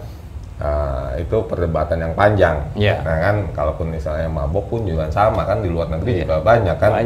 Yang akhirnya ini. Nah, apa yang bisa membedakan bahwa saya pecandu rokok dengan seorang pecandu alkohol? Yang akhirnya ternyata dari sisi ini sebenarnya yang pecandu alkohol itu yang harus diruqyah dibandingin si pecandu rokok. Karena kan di Al-Quran ada ayat yang amar itu haram. Gitu. Oh, jadi di Al-Quran tuh nggak ada rokok. Nggak ada rokok. Sorry, ya kan, bukannya ini kan. Oh, dari sisi itu. Makanya lebih condong istilahnya dia dari sisi goibnya ada. Yang tergantung. Tergantung. Makanya, tergantung mungkin yang kecanduan yang harus setiap hari harus kena itu. Oh gitu. Iya, yang pernah saya alamin ini kan pernah pengalaman saya. Iya, saya ada sedikit rasa penasaran aja, Iya, bukan menjadikan sesuatu istilah setiap pemabok itu ada jin Belum encongnya, tentu, belum tentu. Oh gitu. Iya. Jadi kalau cuman kadar istilahnya, si pemabok sosialita bahasanya. Ya, misalkan kalau ketemu teman-teman itu saya belum pernah ya, karena ini yang saya temuin teman saya pribadi yang istilahnya setiap hari kalau misalkan nggak kena ya sebotol 2 botol itu dia bilang nggak ini. Nah, oke lah, ada dalam hal ini gitu kan, ada yang istilahnya dia terlalu candu tapi pengen ngilangin, ya kan? Itu bisa diruqyah. Insya Allah. Metodenya air dan garam. Air dan garam. Nanti kalau memang dia ada guide-nya, nanti bisa kelihatan kita melalui kamera HP kita foto. Oh, ini sebatas pembuktian doang. Pembuktian. Bahwa lu kalau nggak percaya, ini gue buktiin. Misalkan saya foto ruqyah itu pakai melalui botol kosong. Nah. Botol, ya gampang lah di sampah juga ada. Botol aqua temuin ruqyah, pagerin, tutup ruqyah, foto. Dia bawa, bukan saya siapin, bawa insya Allah. Kelihatan HP-nya saya buka, kameranya untuk melihat penampakan gaib terkefoto. Jangankan yang dia di botol, di luar pun nanti bisa kelihatan. Ini handphone saya atau handphone Om doang nih? Handphone situ bisa. Oh, bisa. Itu bisa, Bot. Oh gitu. Bisa. Dalam hal ini misalnya saya foto gitu kan pakai handphone saya. Nah, ya kan? bisa. Bisa, bukan Insya Allah. dari gitu. Iya, nanti berapa hari kemudian akan timbul kalau emang dia ada gaibnya. Oh gitu. Iya. Jadi saya foto sendiri nih. Iya. Ini gua ada apaan sih di dalam, cepret gitu kan. Iya, konsentrasi ya. Timbul. Kalau nggak konsentrasi mah enggak lah. Nah, apakah istilahnya ini masuk ke ruqyah itu atau bisa nggak masuk ke dalam kategori membuka aura? Jadi aura begini, saya kan ada juga namanya buka aura. Oh. Aura itu manusia tuh sejak lahir udah dikasih aura. Kalau anak coba buat lahir nih, siapa yang nggak seneng? Orang tua, nenek-nenek, kakek seneng dong anak bayi. Auranya bagus. Bagus. Nah, semenjak dewasa ada perbuatan-perbuatan yang negatif. Iya. Iya kan? Kotor. Jadi auranya negatif. Oh gitu. Iya dong. Nah, saya yang buka aura itu setelah saya ruqyah, saya bersihkan bekas aura-aura negatif. Sekarang kan buat kena noda nih. Nodanya susah nih, membandal nodanya kan. Kalau dikucek dong, direndam dong pakai yang biasa enggak kan? Tapi pakai deterjen khusus, hilang. Anak saya bersih kali ya, lewat. Iya. Ngegas. Iya. Terus? Ya begitu. Jadi membersihkan aura yang ada negatif, dibangkitkan. Manusia itu sejak kecil udah punya aura masing-masing. Oke, namanya ruqyah simpati aulia. Di dalam kategori dalam hal ini ruqyah, kan orang nggak tahu nih, ya kan, kalau seandainya setelah tayang ini orang penasaran ini dari sisi apa sih sebenarnya pengobatannya, apa istilahnya multi penyakit atau multi apa gitu kan. Yang multi penyakit kan bisa aja dari sisi misalnya ada kanker, atau misalnya ada yang lebih condong ke bicara tentang serangan-serangan santet atau apalah yang mungkin dia rasa, atau dalam hal tentang sisa kesialan yang kan kategori yang saya pikirin kan istilahnya munculnya ruqyah itu kan fenomena setelah mungkin medsos sudah mulai muncul. Dulu mah orang dibilang, kalau saya tahu, diruat. Iya, ruat. Ya kan, diruat dalam misalnya mungkin kejawen, lebih contoh kan keruat. Nah ini kan sekarang udah mulai ruqyah nih. Ini Om itu spesialisnya apa ya kalau misalnya? Ya saya memang spesialisnya ruqyah. Ya karena hidayahnya itu ruqyah, dapat petunjuknya ruqyah. Kalau untuk pengobatan medis, saya pakai totok saraf. Oh ada? Ada totok saraf. Oh ini ada bantal ini. Iya, totok saraf. Misalkan orang suka peredaran darahnya nggak lancar, saraf kejepit, itu kan. Itu apa tuh? Itu totok saraf. Belajar? Enggak. Ngelihat aja. Oh. Ngelihat temen, ya alhamdulillah.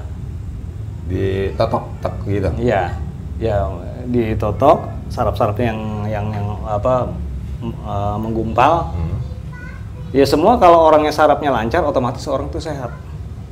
Nah, saya kayaknya nggak lancar. Kalau nggak lancar ya memang ada kendala-kendala. Nah kalau misalnya sekarang dari sisi ini, nah posisi saya, ini penyakit saya di mana nih? Kebanyakan di lambung. Lambung tuh apa sih? Kurang. Mah. Saya sebenarnya nggak mah, tapi saya lebih lari ke pinggang. Saya nggak tahu lambung karena kurang air putih atau gimana sih? Kalau lambung itu ya ada luka lah. Oh dulu saya pernah. Ada luka, asam lambung naik. Jadi kalau lambung itu udah luka sedikit, asam lambung suka naik, sering begah. Kalau asam lambung naik, timbulnya begah, sesak napas, vertigo. Bisa juga timbul saat itu jadi migrain. Vertigo bisa, yang utama vertigo. Nah itu pencegahnya apa? Apa emang harus makan ini? Harus ya kalau misalkan asam lambung itu, ya obatnya cuman itu aja, kunyit sama daun saga sama itu apa namanya temulawak, udah minum aja itu. Oh ini akhirnya setelah diprediksi saya nggak perlu totok saraf nih? Hah? Ya kalau misalkan lambung doang ya itu cuman kasih minum itu aja. Oh Om. Tapi nggak nyediain ramuan herbal atau nyediain perbungkus ramuan herbal yang dulu iya saya masih serbuk gitu. Kalau misalkan ini saya racik gitu dulu, tapi sekarang enggak. Cuman ngasih tahu nih minumnya obat ini itu aja udah. Oh gitu. Ya kebanyakan apalagi sekarang kejantanan yang lemah. Nah itu dia. Aja kan Bang.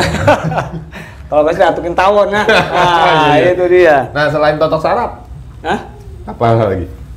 Emang cuma totok saraf aja saya. Dan istilahnya menentukan dengan memberitahu herbalnya. Meskipun kalau misalkan udah Bapak yang adain dah, baru saya beli nih saya racik nih saya kasih nih minum herbalnya gitu ya. Tapi yang utama kebanyakan sekarang lambung sih ya. Oh, kalau di saya? Enggak, maksudnya di orang-orang sebagian besar lambung. Ya karena sibuk kerja, susah makan telat, lambung kebanyakan. Oh, selain itu pinggang saya terasa nih Om, sebelah sini pinggang apaan tuh kalau di ini? Apanya? Pinggang gini. Ya kalau pinggang kan macam-macam dari kan ya, saraf pinggangnya. Kalau saraf Om dalam ini lewat gerakan baru ketahuan. Iya. Jadi saat ini istilahnya kalau saya belum dipegang, belum ketahuan nih. Yang ketahuan pinggangnya itu. Oh, sekarang masih terasa? Masih terasa nih. Nggak sih, kita coba. Bismillahirrahmanirrahim. Asyhadu an la ilaha illallah, Allahumma shalli ala sayyidina Muhammad.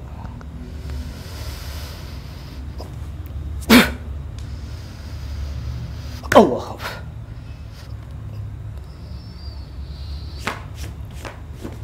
Enakan nggak? Ada yang nempel tadi. Lah iya. Ada yang nempel tadi gaib. Nah, jadi gini. Kok enak dah. Penyakit non medis larinya bisa jadi ke medis. Lama-lama dia menyumbat peredaran darah kita. Ntar dulu.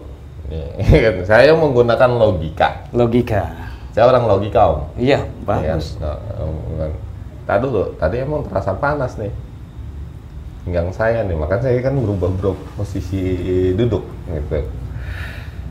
Nah, saya pikir kan misalnya nggak, kirain mau dipencet ya apa. Lah ini diginiin, set. Ada loh. Saya nggak mau pernah rekayasa. Kalau rekayasa itu kan dosa kan. Ini review nih, bukan yang kenapa-napa. Ya ada perubahan. Tapi memang kalau memang itu pengobatan itu ada kenanya gaib, spontan hilang. Tapi kalau kenanya udah lari ke medis, kan gaib itu masuk melalui peredaran darah kita. Dimanapun dia bersemayam, misalkan di pinggang, larilah ke lambung ke ini. Nah, ini nempel dari mana nih Om? Ya nggak tahu nih dari mana. Nempel motor saya nih. Kayak gimana nih? Emang ada berapa hari ini? Mungkin ada sebulan. Yang nempel itu kuntilanak perempuan tadi saya buang. Berarti suka sama situ kali. Kuntilanak perempuan, kan ada kuntilanak laki. Gue jadi merinding nih malam Jumat. Enggak apa-apa, di sini mah tenang aja, insya Allah aman. Bukan, apa namanya? Udah sebulan ini pas lagi rebahan tuh nempel di sini. Nah, nanti kan saya bikinin air insya Allah. Itu. Mudah-mudahan naik. Iya, apa namanya? Emang terasa. Jadi kalau rebahan nih panas di kiri. Panas pegel gitu. Jadi gini, saya ceritakan tentang permasalahan orang kena gangguan gaib apa medis sih, gitu kan? Iya. Nih, kalau ciri-ciri orang terkena gangguan gaib, ini saya kasih tahu. Pertama, terasa senut-senut, kadang suka berpindah-pindah, terasa pegel di badan, itu kadang suka berpindah-pindah, panas. Kalau panas seperti kena cabai, kalau dingin seperti kena es. Walaupun diselimutin nggak akan hilang.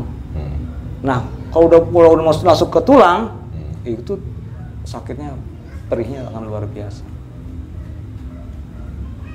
Nah, itu paling susah yang udah masuk ke tulang tuh gaibnya. Nginep di dalam tulang. Tapi masih hilang, tapi masih Ya itu kan medisnya. Kan saya bilang dari non medis bisa penyakit medis karena dia menyumbat peredaran darah kita masuk di pinggang nih, urat saraf pinggang. Menyumbat tuh lama-lama karena dia ada bekasnya pasti pegel. Nah, itu baru ditotok saraf. Iya nih masih ada gitu kan, tapi pas ditarik itu emang ada sedikit perubahan. Iya, itu kan non medis itu saya buang. Tinggal medisnya, ntar bikin air atau garam atau enggak totok saraf begitu. Bukan tadi masukin botol, saya pengen lihat nih kuntilanaknya cakep atau enggak. Hah? Mau saya ambil lagi? Ya jangan. Udah keluar tuh. Oh enggak. Udah keluar, saya ambil. Nanti ngikut naik motor saya biasa ya, diboncengin ya kan. Studi amat gua mau pulang ya kan. Tapi di rumah memang bener ada katanya. Wah, nanti bini gua nonton enggak? Ada kan. Ya. Berdasarkan temen yang lihat penerawangan ya kan. Udah males ah. Biar aja nafsi-nafsi yang mengganggu kita. Iya, selama istilahnya di rumah saya, selama saya tinggal di situ sih nggak nongolin, ya kan, nggak ganggu. Tapi istilahnya orang yang temen yang bisa ngelihat tuh ada di ini. Bodo amat lah. Walaupun pada saat itu pasti merinding, soalnya bodo amat lah. Gua nggak ngeliat ini, jangan asal ganggu aja, ya kan, gitu. Nah, sekarang kenapa ya? Mungkin setiap rumah pasti ada. Pasti ada. Ya Setiap kan? manusia juga pasti ada. Iya. Tapi ada kadarnya. Kalau sedikit, kalau yang banyak emosinya lebih besar. Kalau sedikit lebih sabar. Gitu aja, masih bisa nggak lalu dikuasai sama jin sama setan itu. Gitu. Nah, bicara tentang serangan, ya kan kita nggak tahu nih level-level itu rupiah, tentunya ini level orang diserang, Om. Ya kan? Anggaplah sekarang kayak gini, Om. Ya, sepengalaman saya ya kan. Ini ada seorang yang kesurupan. Ini orang kesurupan nih, ya kan? Kita bacain ya. Bacain lagi, Yasin dibacain lagi? Iya. Oh. Ya kan? Anjir, malah dia yang lebih banyak yang gitu, banyak. Jago, ya kan? Banyak. Padahal istilahnya yang Yasin itu orang yang misalnya punya udeng-udeng lah, udah levelnya tinggi, ya kan? Lah, malah ngebalikin. Sekarang ya kan? Begini, ya. Kalau untuk masalah akidah, ya, di sini, ngerti nggak? Lebih dalam di sini. Jadi untuk istilahnya menghilangkan, istilahnya menyembuhkan orang kesurupan itu nggak ngelihat dari sisi dia itu berstatus apa gitu. Ya iya, tapi hati.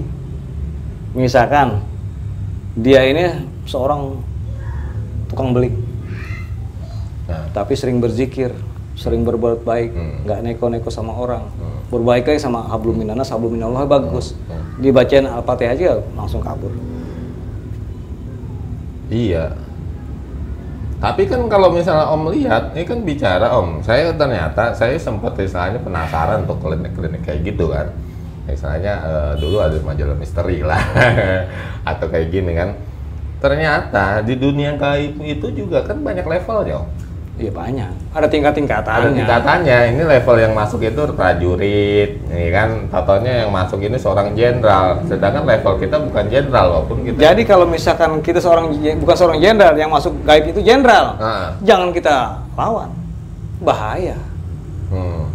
Jangan sok-sokan bisa, tapi nanti diserang kita yang berbalik, gitu loh. Kalau saya nggak sanggup, ya udah nggak sanggup. Gitu, Om. Kalau misalnya ternyata ini pasien datang nih, dia itu misalnya dalam hal ini kategorinya anggaplah mau itu disurupan atau diserang. Iya. Om terawang dulu. Terawang dulu dong. Kayaknya levelnya lebih tinggi nih. Nah iya itu. Om bilang, gue nggak bisa nih, ini levelnya terlalu tinggi. Kalau terlalu tinggi ngomong. Iya. Ngomong. Kalau masih saya misalnya tinggi, saya sanggup. Kalau enggak. Nah ini nih, jujurnya, ya enaknya kayak gini kan. Kadang nggak istilahnya sok-sokan aja kan, akhirnya berbalik. Atau ujung-ujungnya udah sembuh padahal balik lagi kan, ya kan? Nggak bisa. Misalkan begini, ini dia levelnya istilahnya panglimanya nih, kan ada rajanya dong. Panglima kita lawan, tumbang panglimanya. Raja masih ada, suruh nyerang lagi. Yang level lebih tinggi lagi. Iya. Terusnya pas lihat, wah pokoknya nggak bisa nih. Iya. Ya kan, akhirnya dengan legowo mengatakan nggak bisa nekel. Nggak ada nekel. Nah, coba cari yang mungkin levelnya yang lain lagi. Ngasih referensi nggak ke orang? Nggak. Cari itu sendiri gitu. Ya, paling nggak saya gini, ya saya dia ngomong di atas langit ada langit. Iya. Kayak gitu. Saya yakinnya apa? Masa ilmu Allah kalah? Gitu loh. Iya, betul sih kalau udah kayak gitu kan. Asal kita siap mentalnya aja kan, diuji kan masalah mental. Soalnya begini, saya pernah ngalamin. Ya saya pernah menanganin, ada yang sering, ada teman gitu kan. Yang sakit itu adanya menteri waktu itu. Sudah ditanganin 4 orang, 3 orang yang lewat. Lewat tuh. Pulang, sakit, masuk rumah sakit, besok lewat. Cuma 1 orang yang nggak sanggup lah ya. Saya tuh terpanggil, pernah ada yang ngomong kontak ke saya. Gimana Pak? Sanggup kok Pak? Ya insya Allah, saya yakin karena ilmu Allah sih semuanya. Kan saya dapat hidayah dari Allah, bukan dari siapa-siapa. Karena hidayah saya. Jadi setelah malam ditelepon, jam 10 nih ya, jam 10. Sakit udah 2 tahun. Jam 10 ditelepon, besok pagi berangkat, siap. Insya Allah, lahir batin Pak, lahir insya Allah. Berani Pak Musiko, insya Allah. Kalau insya Allah, maksudnya pasti sama Allah kan? Iya. Pas pagi mau berangkat, malam dapat kabar, jam 1 dapat kabar. Dead orang. Ditembak. Dar. Muntah darah. Berapa kali saya ngadepin gitu, nggak jadi. Sebelum di penanganan udah disikat duluan. Selama ini yang banyak yang nanganin, ada 4 orang yang nanganin, dia nggak ada masalah. Tapi yang nanganin lewat 3. Yang nanganin lewat 3. Iya. Sedangkan si pasien itu belum. Pas giran jadwalnya saya terpanggil, mungkin Allah ini saya mau malam jam 10 kabarin, besok Pak ini ya siap saya, insya Allah. Yakin Bapak, insya Allah Pak. Saya bilang, billahi ta'ala saya bilang.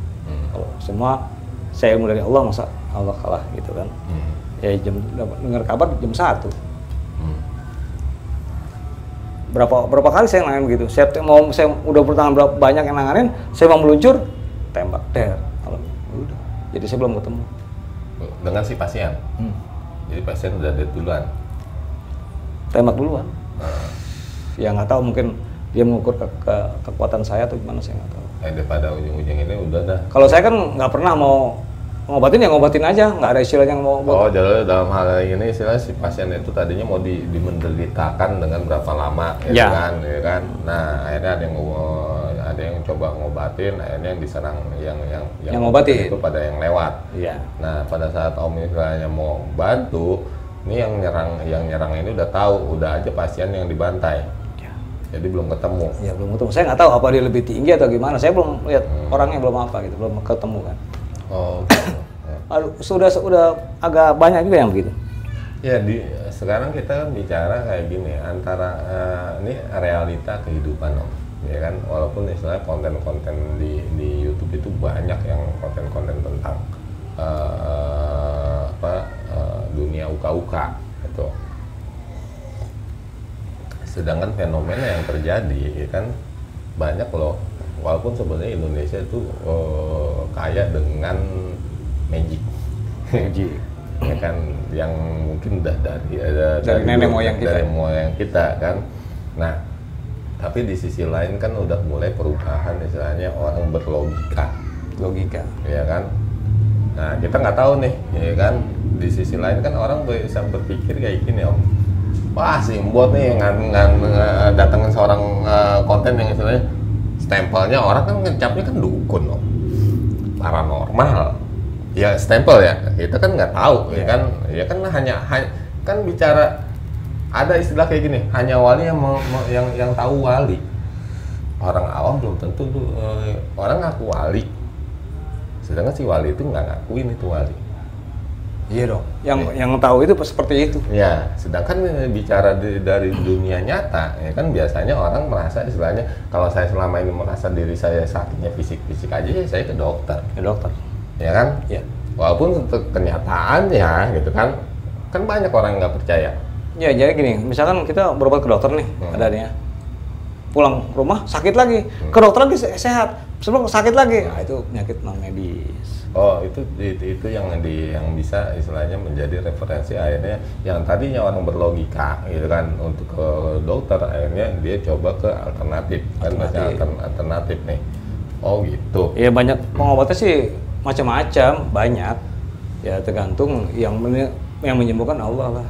Ya, bicara dunia, ya ini lari ke ranah ke sedikit ya maaf ke agama kan banyak juga kok istilahnya di sini kan walaupun ini banyak yang juga nggak percaya kegoiban. Maksudnya? Ya istilahnya masalah kayak gini gitu kan istilahnya ya tuh. Sekarang kalau nggak percaya sama kegaiban, Allah itu maha gaib. Betul? Paham. Kalau bicara kita kan pelajaran kita kalau misalnya lari lebih condong ke tasawuf atau ke istilahnya ke ini ya orang pasti paham ke situ. Tapi kalau bicara dari sisi lebih ke syariat dia nggak akan bicara seperti itu om, ya kan? Lebih condongnya istilahnya lebih condongnya syariat ya kan? Dari sisi syariat terpikirkan untuk masalah medis adalah ada dokter. Itu sama syariat juga. Syariat tanpa syariat gini loh. Sekarang buat kesini pakai motor, tanpa bensin jalan nggak? Jangan jalan. Syariatnya apa? Bensin. Begitu juga mencari rezeki sama. Tapi kalau saya punya duit kan saya naik angkot toh. Hah? Syariatnya apa? Hah? Duit. Terus? Sama angkot. Nah itu dia syariat. Jadi kajiannya lebih dalam lah. Iya. Nah ibaratnya kalau kita nih mau jalan lurus, ya kan? Kalau rel kereta itu udah jalannya ada jalannya nih. Sekarang kalau kita keluar dari jalur rel gimana? Terbalik dong. Iya. Nah, jadi gini enggak. Jadi istilahnya dalam hal ini pemahaman aja, bukan menjadikan suatu pendoktrinan cuci otak. Bukan. Jadi kalau misalnya om yang kelihatan om yang terasa sekarang, yang om rasakan hanya orang-orang yang percaya yang datang ke gua. Iya. Kalau nggak percaya ya lu ke dokter. Iya ke dokter. Gitu kan? Oh gitu. Jadi istilahnya rule-nya nggak itu. Jangan dalam hal ini ada nggak satu saat istilahnya tanpa sadar om bertemu dengan seseorang, baik itu teman atau sahabat atau saudara, kan? Yang terlihat bahwa istilahnya dia itu ternyata ada sisi penyakitnya itu non medis. Iya. Ya kan? Sedangkan dia orang berlogika dan dia nggak percaya dari sisi non medis. Ya gue sakit nih gue harus ke dokter. Kalau saya nggak pernah mau, oh kamu sakit gini, nggak mau. Oh jadi nggak mau, dia mau sakit apa saya nggak pernah mau. Kalau kecuali dia bertanya. Jadi nggak ngumbar. Enggak, saya nggak mau. Walaupun saya udah banyak orang tahu tapi saya nggak mau. Aja dalam halnya kayak gini. Om nggak akan menawarkan, buat lu tuh sebenarnya lu sakit magicnya, lu ada nih sisi ininya, nggak. Kecuali dalam hal ini bertanya, ngeluh kayak gini, kayaknya gua ada ini, gitu kan. Baru om masuk nih. Iya.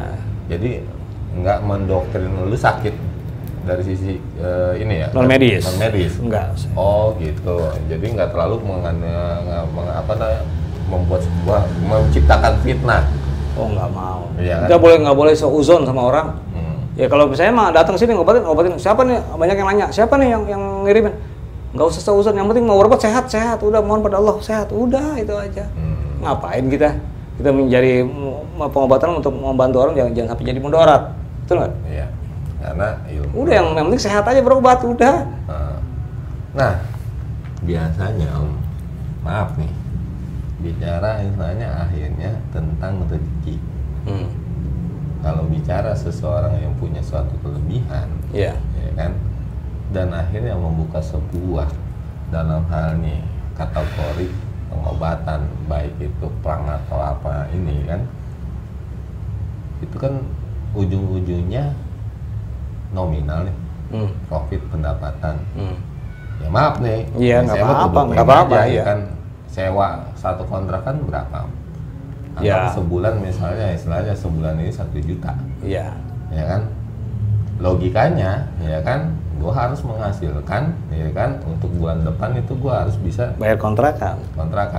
Otomatis gue harus punya target dong. Logika nih, saya Ya berlogika. memang benar saya ada. Cuman yang di bawah nominal yang semua orang sanggup. Iya, ini dalam hal ini, apakah dalam hal ini Om pasang harga? Ya misalkan saya masang nih, masangnya. Tapi dari kalangan bawah sekali sampai atas itu sanggup. Oh gitu. Sanggup. Misalkan toh dia, saya benar-benar nggak ini, saya bantu. Tapi Walaupun benar-benar, gratis. iya. Tapi benar-benar apa perkataan dia. Kalau nggak ada perkataan dia, nanti jadi bahala. Tapi pasang. Apanya? Pasang harga. Apa yang maksudnya? Misalnya saya datang nih. Iya. Datang. Ya kok. istilahnya, misalkan situ datang. Saya jadi pasien, Iya, ya kan. iya. Om, saya sakit. Saya bilang, ya saya mau ngebuang gaib. Soalnya begini, kita ngebuang gaibnya, misalkan kena gunung atau apa, otomatis kan kena risiko saya. Nah, saya juga bayar kontrakan, bayar ini kan kena risiko juga. Kalau uang belum, masalah gaib belum diukur dengan uang, nggak ada harganya. Iya. Benar nggak? Risiko saya besar. Ya paling tapi saya membuka dalam arti itunya, maharnya, ya di bawah sekali. Dibandingkan? Di bawah sekali itu dalam artian tetap ngasih angka. Ya ngasih. Ya istilahnya seginilah. Iya. Ya kan, lu sanggup, saya terima. Lu nggak sanggup, ya terserah lu mau ngasih berapa. Iya. Seperti itu. Iya, yang penting jujur. Jujur, emang ada segini. Memang benar-benar ada. Ya itu saya mah terima. Iyalah, om bisa terawang lu, dompet lu berapa. Nah, dulu pernah ada yang gitu. Banyak uang, tapi bilangnya nggak ada. Jatuh tuh dompetnya. Kelihatan tuh duitnya sama saya. Berarti kan bohong. Kan semua orang butuh kejujuran. Iya. Jujur yang butuhnya. Kalau pengobatan syariatnya sama-sama ikhlas, insya Allah dijawab sama Allah, penyakit mah sembuh. Oh gitu, kirain istilahnya tetap terserah mau datang, akhirnya istilahnya lu taruh aja di bantal gitu kan, kayak gitu enggak? Ya ini mah, ini berdasarkan logika yang berpikir ya. Memang dulu ini, tapi sekarang ya sesanggupnya dia aja. Kalau memang dia ada ya sepantasnya dong, sepantasnya. Dulu pernah saya buka yang namanya pengobatan seikhlasnya saya, pernah saya buka lah. Tapi orang nggak menghargai saya. Jadi bukan saya lillahi ta'ala ikhlas. Iya. Ya saya waktu itu punya teman yang ikut sama saya itu ada sekitar 5 orang. Yang harus saya gaji. Yang saya gaji rumah ngontrak. Pendapatan dari saya. Masa diampok ngasihnya 2.000, 3.000? Kan nggak punya logika. Orang nggak punya mau sehat tapi nggak mau berkorban. Mahal. Iya. Iya dong. Lebih sekarang banyak uang. Kita sakit bisa digunakan nggak? Iya. Tapi kalau kita barang sehat, kita bisa nyari uang. Itu. Pokoknya insya Allah saya mau di bawah. Ya, sanggup lah dari orang bawah sampai orang atas. Bahasanya nego lah, ada bahasa nego lah, gitu kan. Walaupun dalam ini bahasa kejujuran. Iya, bahasa yang penting kejujuran. Modal kejujuran, gitu. Karena kenapa? Itu bagian dari proses penyembuhan. Penyembuhan, betul. Gitu. Kalau emang nggak sanggup, saya sanggup segini, ayo saya jalan. Yang penting saya bisa bayar kontrakan, bisa bayar listrik, ibaratnya gitu. Bisa saya ada rezeki sedikit. Yang penting nggak keberkahan kita nyari. Jadi Om Rahmat ini mempunyai usaha pengobatan alternatif dalam hal ini ruqyah ya. Ruqyah. Selain misalnya menghilangkan ya sesuatu goib. Kan? Ada dari sisi medis, terapi medis. Totok saraf lah. Berupa totok saraf. Itu kan kalau misalkan dia perlu, dia ini baru kita totok saraf. Kalau enggak, ini cuma kenanya udah baru seminggu 2 minggu kena gangguan gaib. Ruqyah hilang sendiri. Nah kalau misalnya akhirnya semi medis dalam artian dalam hal ini misalnya ada penyakit kayak HIV, AIDS itu pernah nggak ada pengalaman? Pernah. Dan sembuh total nggak? Alhamdulillah. Dalam hal ini istilahnya biasanya kan HIV kan akhirnya ujung-ujungnya nih ada pasangan yang akhirnya pengen punya anak. Ya ini sih pengalaman saya ya. Waktu itu saya nggak tahu, tapi waktu itu yang nanganin anak bos saya lah ya. Ya pas waktu itu dia ngomong, pas dirukyah, pas selesai dia ngomong. Ya setelah dia minum waktu itu saya racik dong, apa namanya untuk penyakit itu, racik. Ya kan saya nggak jadi yakin, udah nanti datang lagi deh saya racikannya ambil kalau mau nggak apa-apa, karena kan saya beli kan. Ya saya kasih, gitu kan. Terus 5 tahun kemudian datang nggak apa-apa, biasa aja. Dan nikah? Udah. Punya anak? Punya anak. Nah, itu ya kadang ada teman yang seperti itu yang pengen udah nikah berapa tahun, ya kan? Si lakinya positif, si perempuannya negatif, jadi berhubungan dengan misalnya kondom, ya kan? Tapi ya kan jeda lama kan dengan kondom kan mana punya anak, iya, ya kan? Dengan sugesti istilahnya gue pengen punya anak dari sisi dari memang istilahnya memang dari gua, bukan dari hormon apa gitu kan? Yang itu akhirnya kan dilematis Om, bisa aja kan istilahnya, 5 tahun orang kan pemikiran itu, nah kayak gitu tuh. Ya gimana? Itu kan kita kan, saya juga tanpa sengaja, tanpa tahu. Saya juga pun nggak tahu entah orang sembuh teng kagak kan sejak 5 tahun baru datang lagi. Setiba-tiba dia datang, Bapak masih ingat sama saya. Saya yang pernah dulu punya penyakit ini. Emang sehat sampai sekarang? Ini bukti saya baru segede kan. Saya udah berkeluarga. Saya nggak tahu. Jadi yang pernah datang itu kan saya ngobatin aja ya. Saya lillahi ta'ala aja. Jadi belum pernah istilahnya berhadapan saya ini datang dalam keadaan kondisi penyakit HIV. Iya. Belum. Tapi kalaupun misalnya ada, dicoba sebuah tantangan kan? Ya sebuah tantangan dong. Yang nantinya ketahuannya itu dari sisi apa? Yang akhirnya apakah istilahnya dalam hal ini proses 3 bulan dia datang lagi atau proses yang ini datang lagi? Pembuktian bahwa dia itu bersih dari HIV-nya itu virus. Ya itu dia datang lagi bawa orang lagi, gitu kan saya tanya kaget dong, loh kayak pernah kedateng nih, yang ini Pak gini gitu. Iya kan ngerinya gini Om, pada saat kita nggak tahu si ini apakah mungkin nanti dia akan ngecek dari sisi medis kan, dari sisi medis apakah istilahnya nanti ujung-ujungnya memang terdeteksi memang lu virus itu udah bersih dan lu siap lepas kondom. Ya, dan lu siap berhubungan dalam badan dan siap istilahnya dalam hal ini bisa memiliki anak dari mani lu, gitu kan, gitu. Dari sisi perhubungan badan yang normal, yang selama ini kan yang saya tahu istilahnya berhubungan badan dengan kondom kan, gitu kan. Jadi begini loh, semua penyakit ada obatnya, semua atas izin Allah ya. Yang susah diobatin adalah azab. Iya sih, paham azab. Kalau walaupun dia penyakit apapun, kalau dengan air, Bismillahirrahmanirrahim, dengan izin Allah, Allah menyembuhkan sembuh. Bener Om, saya ngalamin.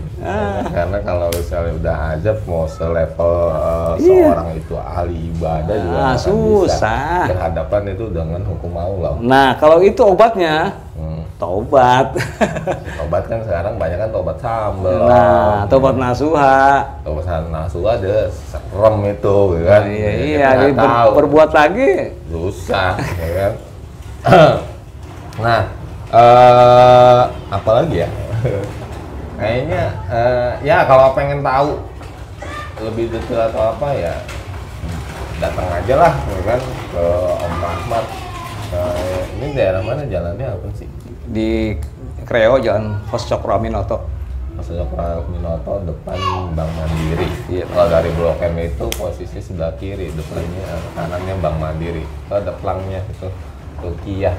Tadi apa? Simpati Aulia. Iya, kecil itu. Cuman apa namanya, triplek. Iya.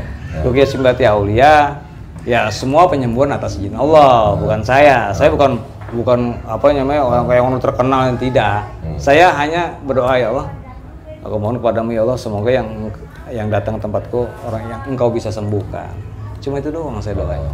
Iya. Makanya dipilih lah. Iya, dipilih yang engkau bisa sembuhkan. Enggak usah lah, ngapain saya ini kan. Jadi buat keluhan buat saya kan yang percuma. Ya saya juga kan istilahnya bukan menargetkan ahli yang mau, kalau yang enggak usah. Kalau memang dia istilahnya, saya misalkan punya ini segini hari itu ya. Memang saya enggak ada Pak, enggak ini. Saya bantu. Oh iya. Asal kejujuran. Kejujuran yang utama. Jangan bilang, Dan tapi ingin udah sehat. iya, saya nggak ada uang di dompet, tapi di bank banyak, itu lain masalah. Nah, itu kan. Ya. Tapi pengamat saya nih, mungkin dari kalangan bawah, tukang beli sampai menjabat, dari tukang bawahnya masih sanggup, apalagi orang gedean. Ibaratnya seperti itu. Oh gitu. Nah, istilahnya kasarnya nggak sampai jual TV rusak lah, yang 14 in TV hidup yang 14 in. tapi terima konsultasi dulu nggak? Ya mau konsultasi kan nanya-nanya dulu sama saya. Ya konsultasi kan via WA dulu baru datang atau kayak gimana? Boleh. Silakan. Mau pasang nggak? Mau pasang nomor nggak nih?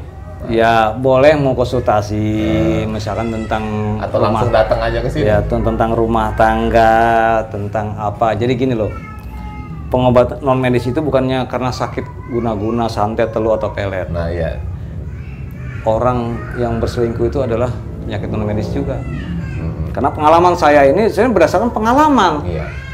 Orang nih suaminya suka, wah main perempuan terus, selingkuh terus. Habis kita ruqyah, normal. Ada jinnya kali itu. Nah itu dia. ada kepelet kali Ya ini. mungkin dia mungkin dia pernah punya pegangan pengasihan atau apa. Jadi orang-orang tertarik sama dia. Oh jadi salah satunya ngebersihin barang-barang yang ada di dalamnya dia. Ya nggak usah, misalkan orangnya, wah gimana saya mau datang pak, suami saya mana mau begini, atau istri saya begini, bawa fotonya aja. Nah. Insya Allah habis kita ruqyah kita bisa kelihatan gaibnya di foto. Melalui foto, melalui foto saya ruqyah, insya Allah kelihatan dengan izin Allah semuanya. Iya, oke. Closing statement Om buat motivasi nih, kayaknya kita udah ngobrol panjang. Kalau bicara tentang uka-uka kayaknya nggak dapat nih uka-uka walaupun malam Jumat. Kalau saya mental kuat nih kan, nih bisa nih dibuka nih, dilihat nih ada penampakan di sini. Sebenarnya dikasih tahu tuh di sebelah situ tuh bekas gentong-gentongnya itu masih ada tuh. Masih ada kan? Masih ada jin-jin di dalam botol. Jin-jin dalam botol, cuman karena gue nggak bisa ngelihat aja. Kalau mau pakai HP bisa kelihatan. Bisa kelihatan. Kalau misalnya gue tampilin di sini, gue males pada takut lagi. Lu datang aja kemari kalau mau penasaran. Om, ya nanti ujungnya pada datang. Wah, gue mau ke Om Rahmat, mau ngapain lu? Ya kan? Buat, gue mau ke Om Rahmat, minta nomor WA-nya. Ngapain emang? Gue penasaran, gue pengen lihat jinnya di HP gue ada nggak? Ntar kayak gitu lagi rame. Maksudnya? Iya, ngubungin saya itu cuman penasaran datang ke sini, bukan istilahnya untuk pengobatan, dia cuman mau ngeliat bener nggak sih itu di dalam botol aqua itu benar-benar ada jinnya, gue mau foto, gitu kan? Kayak gitu lagi. Ya kayak tadi ente nih, Bot. Kan pegelnya ada negatifnya kan? Ini Saya tarik nih. Masih terasa. Ya, itu bukan medisnya tinggal. Saya tarik nih, masukin ke botol. Nanti kelihatan di foto. Oh gitu. Saya bilang kuntilanak ya kuntilanak kelihatan.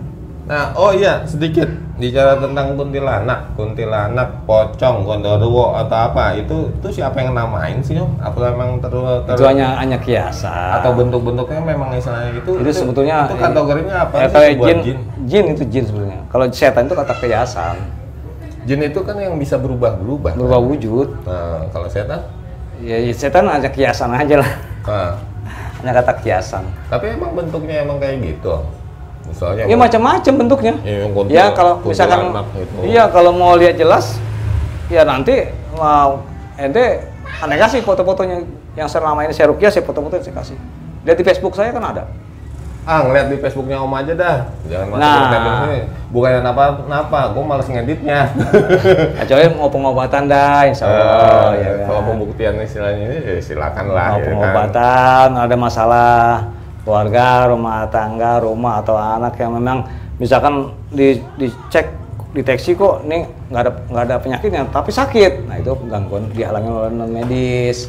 Ya, saya gitu banyak orang penyakit nggak sakit kok ibu, tapi kok ini kok lambungnya sakitnya kayak bejek-bejek tapi rasa nggak sakit, nggak ada luka, nggak ada apa. Setelah diambil gaibnya non medisnya kelihatan tuh baru penyakit asli medisnya gitu. Oke. Udah di akhir penghujung, walaupun saya pengen ngobrol panjang gitu kan. Satu kalau cerita uka-uka. Nah sekarang Om, ya kasihlah sedikit inspirasi, motivasi lah untuk terutama untuk pelajar ya, untuk pelajar gitu atau kayak gimana? Ya kalau bisa ya, yang saya harapkan supaya kita tidak banyak terkena gangguan non medis ya kan, terutama ibadah adalah kewajiban kita, ya kan? Ditambah lagi dengan zikir, kita berselawat, ya kan? Terus kalau memang itu untuk lebih bagus lagi, hati kita jaga. Kita jangan seuzon, jangan takabur, jangan sombong, jangan iri, jangan hati. Kita belajar. Saya juga nggak bisa seperti itu, tapi kita berusaha untuk belajar seperti itu, untuk membersihkan hati kita, diri kita dari yang tidak baik. Jadi harus belajar semua. Saya juga belum bisa, tapi terus belajar terus. Bagaimana kita bisa sabar, bisa tenang hati kita. Kalau damai itu sangat indah. Oke. Intinya adalah belajar karena belajar tidak ada batasnya. Nggak ada batasnya. Terakhir belajar kita adalah pada saat kita mati. Lalu kita berhenti untuk belajar. Menuntut ilmu sampai kita Yang kita mencari kebaikan. Yang utama sekali memang itulah. Kalau misalkan kita ada serangan gangguan atau ada apa, selalu berpikiran positif. Bahwa baik mimpi, misalkan mimpi kita buruk, memang itu ada petunjuk. Tapi selalu pikiran kita positif. Untuk menghindari itu. Panjang nih akhirnya kita bicara. Iya. Orang ada yang bicara bahasa antara mimpi itu adalah bunga tidur. Di sisi lain ada orang percaya bahwa mimpi itu adalah bagian dari petunjuk. Ada petunjuk, ada mimpi tidur. Nah, ngebedainnya kayak gimana? Ya ada perbedaan. Kalau misalkan dalam mimpi itu petunjuk, 3 hari itu atau 3 hari atau 5 hari bisa kejadian. Tapi kalau misalkan dia dari jam 12 sampai jam sebelum subuh dia mimpi. Nah itu bisa merupakan petunjuk. Ada juga mimpi tidur. Jadi ada antara dua. Nah, tapi tetap kita sugestikan positif. Gitu. Nah walaupun mimpi itu buruk, tapi kita tetap positif berpikir. Iya, karena istilahnya mimpi kan dicatok ke ular kan? Katanya kan? mau kawin. Nah, itu kan. Padahal ternyata besok-besoknya dicatok ular beneran. Nah, ya itu makanya berpikir positif aja. Pokoknya mau mimpi buruk, baik positif, apalagi baik mimpinya, ya bersyukur. Gitu. Berpikir positif, selalu positif aja, insya Allah akan baik. Panjang kalau cerita tentang uka-uka dari sisi magic ini nggak akan habis, bisa mungkin sampai subuh gitu. Iya, cara kayak betul. gini gitu. Karena ya wallahu alam ya kita bicara ini. Nah, kayaknya cukup sekian aja Om. Iya. Ya kan, kalaupun misalnya ada pertanyaan atau apa, Om bisa mau nyantumin nomor WA nggak? Nggak usah. Nggak usah. Situ aja. Saya nggak mau terbuka. Biar ente aja. Kalau nggak cari aja dah nanti. Areanya udah pasti dititikin nanti. Kalau misalnya ini kita kasih alamatnya ada, datang sendiri. Tapi aja. istilahnya datang ke sini, ya saya sarankan. Utama misalkan itu kena gangguan gaib, ya. Utama kena gangguan gaib. Yang merasa kena gangguan gaib. Misalkan dicek di teksi medis nggak kelihatan tuh penyakit berulang kali tapi nggak ada penyakitnya. Sebelum datang ke sini mohon dulu kepada Allah. Baca bismillah sebelum berangkat, insya Allah nyampe. Tapi kalau nggak biasanya nggak nyampe. Banyak seperti itu. Ya udah, saya nggak kasih nomor teleponnya. Ya kan saya ngasih titiknya aja. Kalau misalnya nyampe, dia nyampe kemari. Barang langka. Oke, sekian gitu aja. Ngobrol bersama alumnus STM 5 PGRI tahun 88 dengan Om Rahmat yang memiliki usaha ruqyah yang tadi sudah dijabarkan. Ya. Kalaupun misalnya dalam hal ini memang ada, ya kan, rasa-rasa atau kayak gimana, bisa datang nanti. Saya mungkin kasih titik alamatnya aja kemari, ya kan, dengan ya tadi dikasih kodenya, ya kan. Untuk datang ke sini sebenarnya nggak gampang sebenarnya, ya kan. Ya, memang kalau mau datang ke saya ini, saya kan nggak karena suka panggilan keluar. Yang udah langganan saya, yang tahu saya. Kalau jodoh memang Allah izinkan ketemu sama saya. Ketemu. Gitu. Iya, kalau orang saya suka tiba-tiba panggil keluar, Pak, datang ke rumah, datang ke ini. Itu gitu kadang-kadang saya.